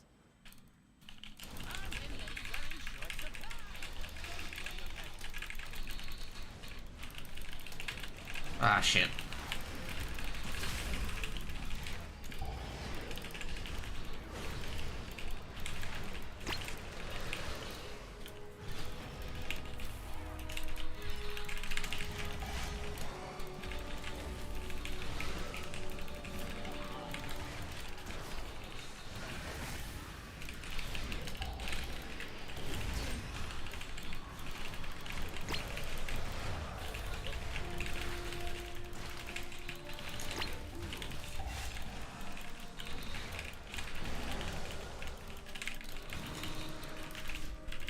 Actually doing really, really well on the fucking percentages. Holy shit.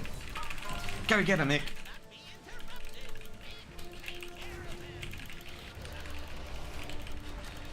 Lano? Oh, he's got bubble? Yeah, you got bubble.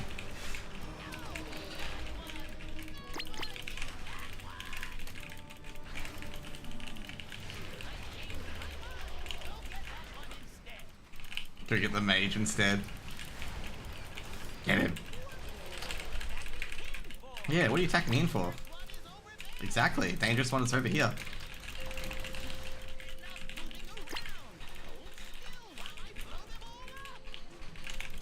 Every time I fucking pull crit instead of this fucking ad.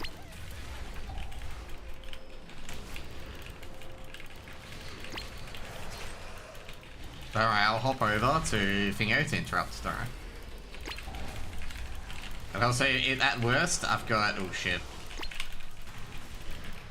At worst, I've got Thingo.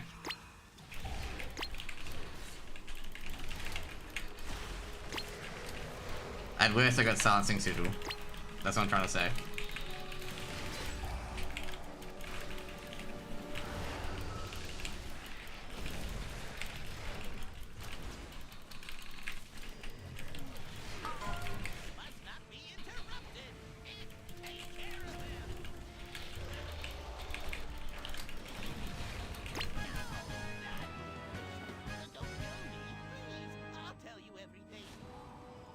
Oh, he bopped? Okay, that's why the Demon Hunter stayed there. Death is all that awaits you.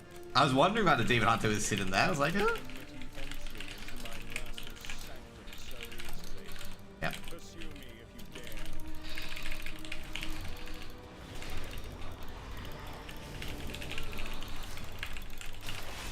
Of course, you know what it doesn't do? It doesn't spread to the other dudes. My flame, my fucking fire thingo just spread to the other dudes. Oh shit, wrong ability. I accidentally used Fiery Brand again.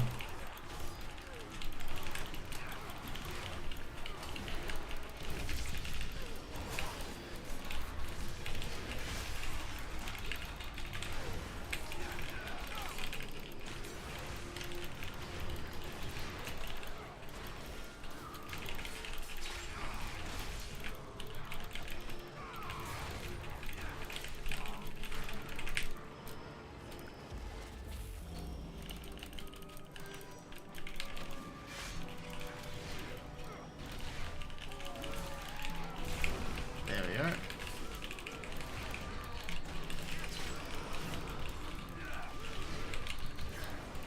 Oh shit! That was done by me.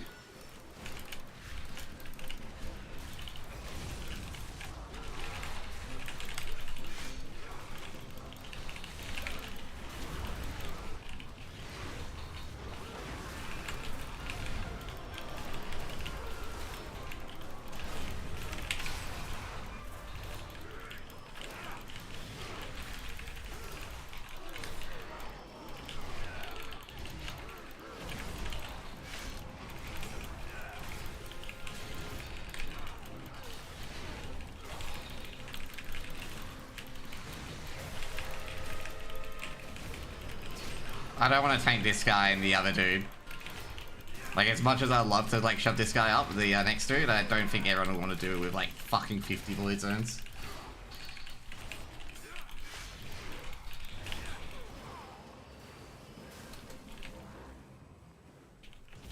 Oh shit.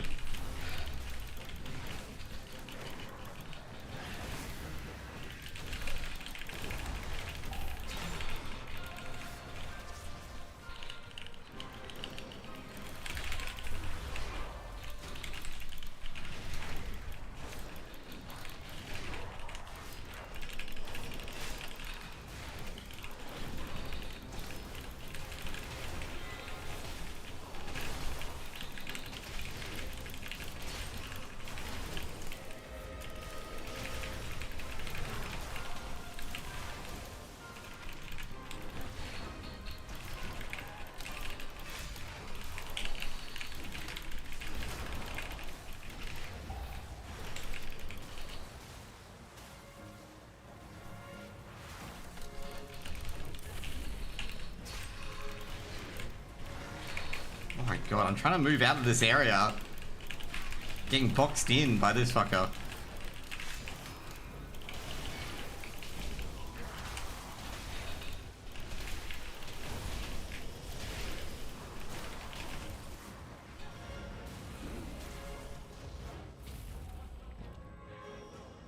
Heroes, to me! Intruders have entered the Master's domain. Signal the alarms. Heroes, we will hold off the undead as long as we can, even to our dying breath. Deal with the Scourge Lord.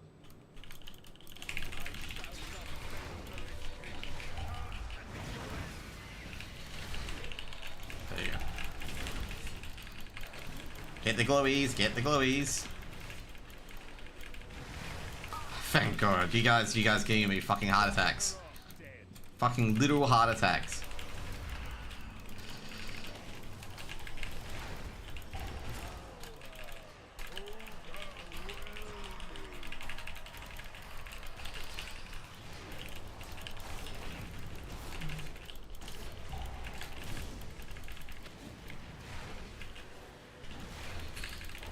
Did you get it all? Okay, good.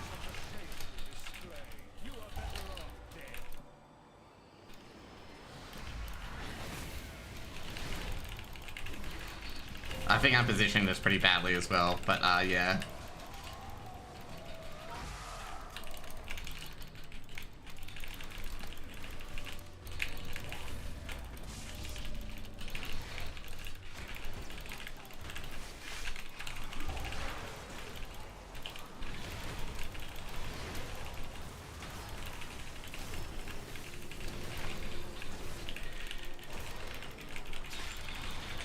What a shameful display. You're better off dead.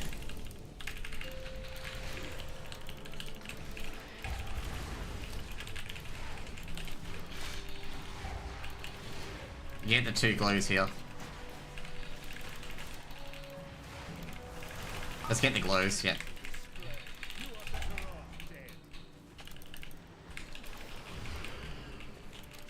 I don't know how to do this one. This one's a bit of a doozy.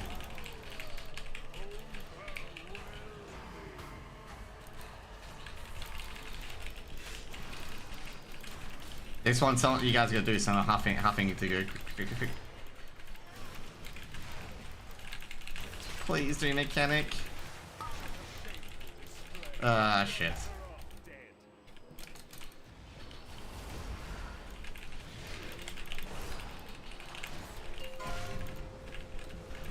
Hopefully we can kill it before this fucks us.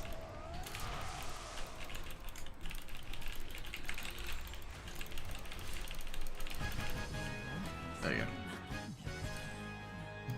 You keep saying we won't be so lucky next time, but we keep clearing these dungeons. Clearly we are lucky somewhere. Ah, do you need neck?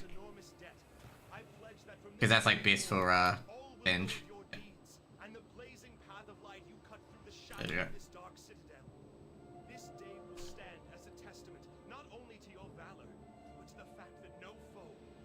Thank you, Lana, I really appreciate it.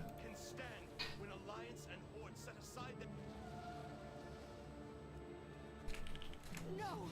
You monster! I could not save them. That was good. Damn you, Arthas. Damn you! That was a good clip. The Frost Easy. Queen is gone. Easy 12. Did we plus 2 at 12? We did really... Yeah, we did plus 2 at 12. Our objective is near.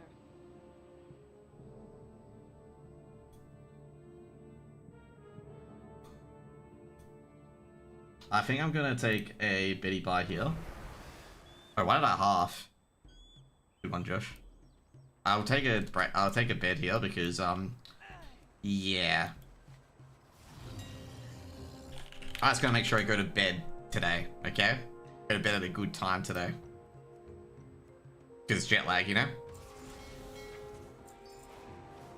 So yeah, thank you guys for coming along. Really, really appreciate it. And there we go.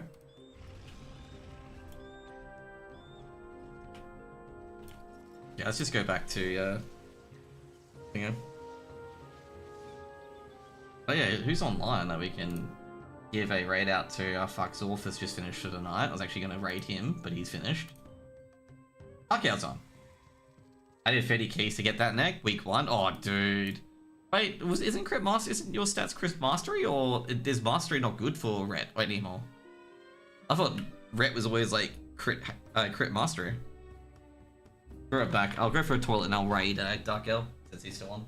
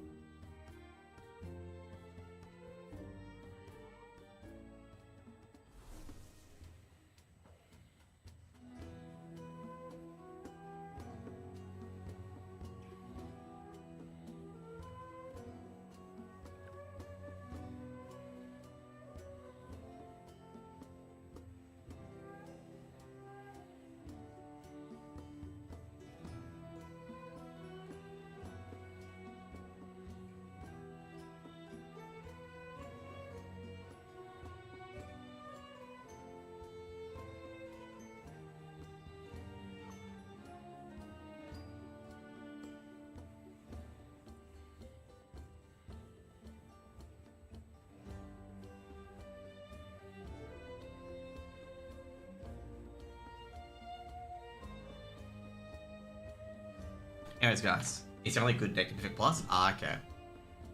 Anyways, guys, I'll be off. Have a good one. We'll raid Dark Owl, okay? So, see you guys later. Oh, there we go. Gotta type his name out. See you guys later. Bye.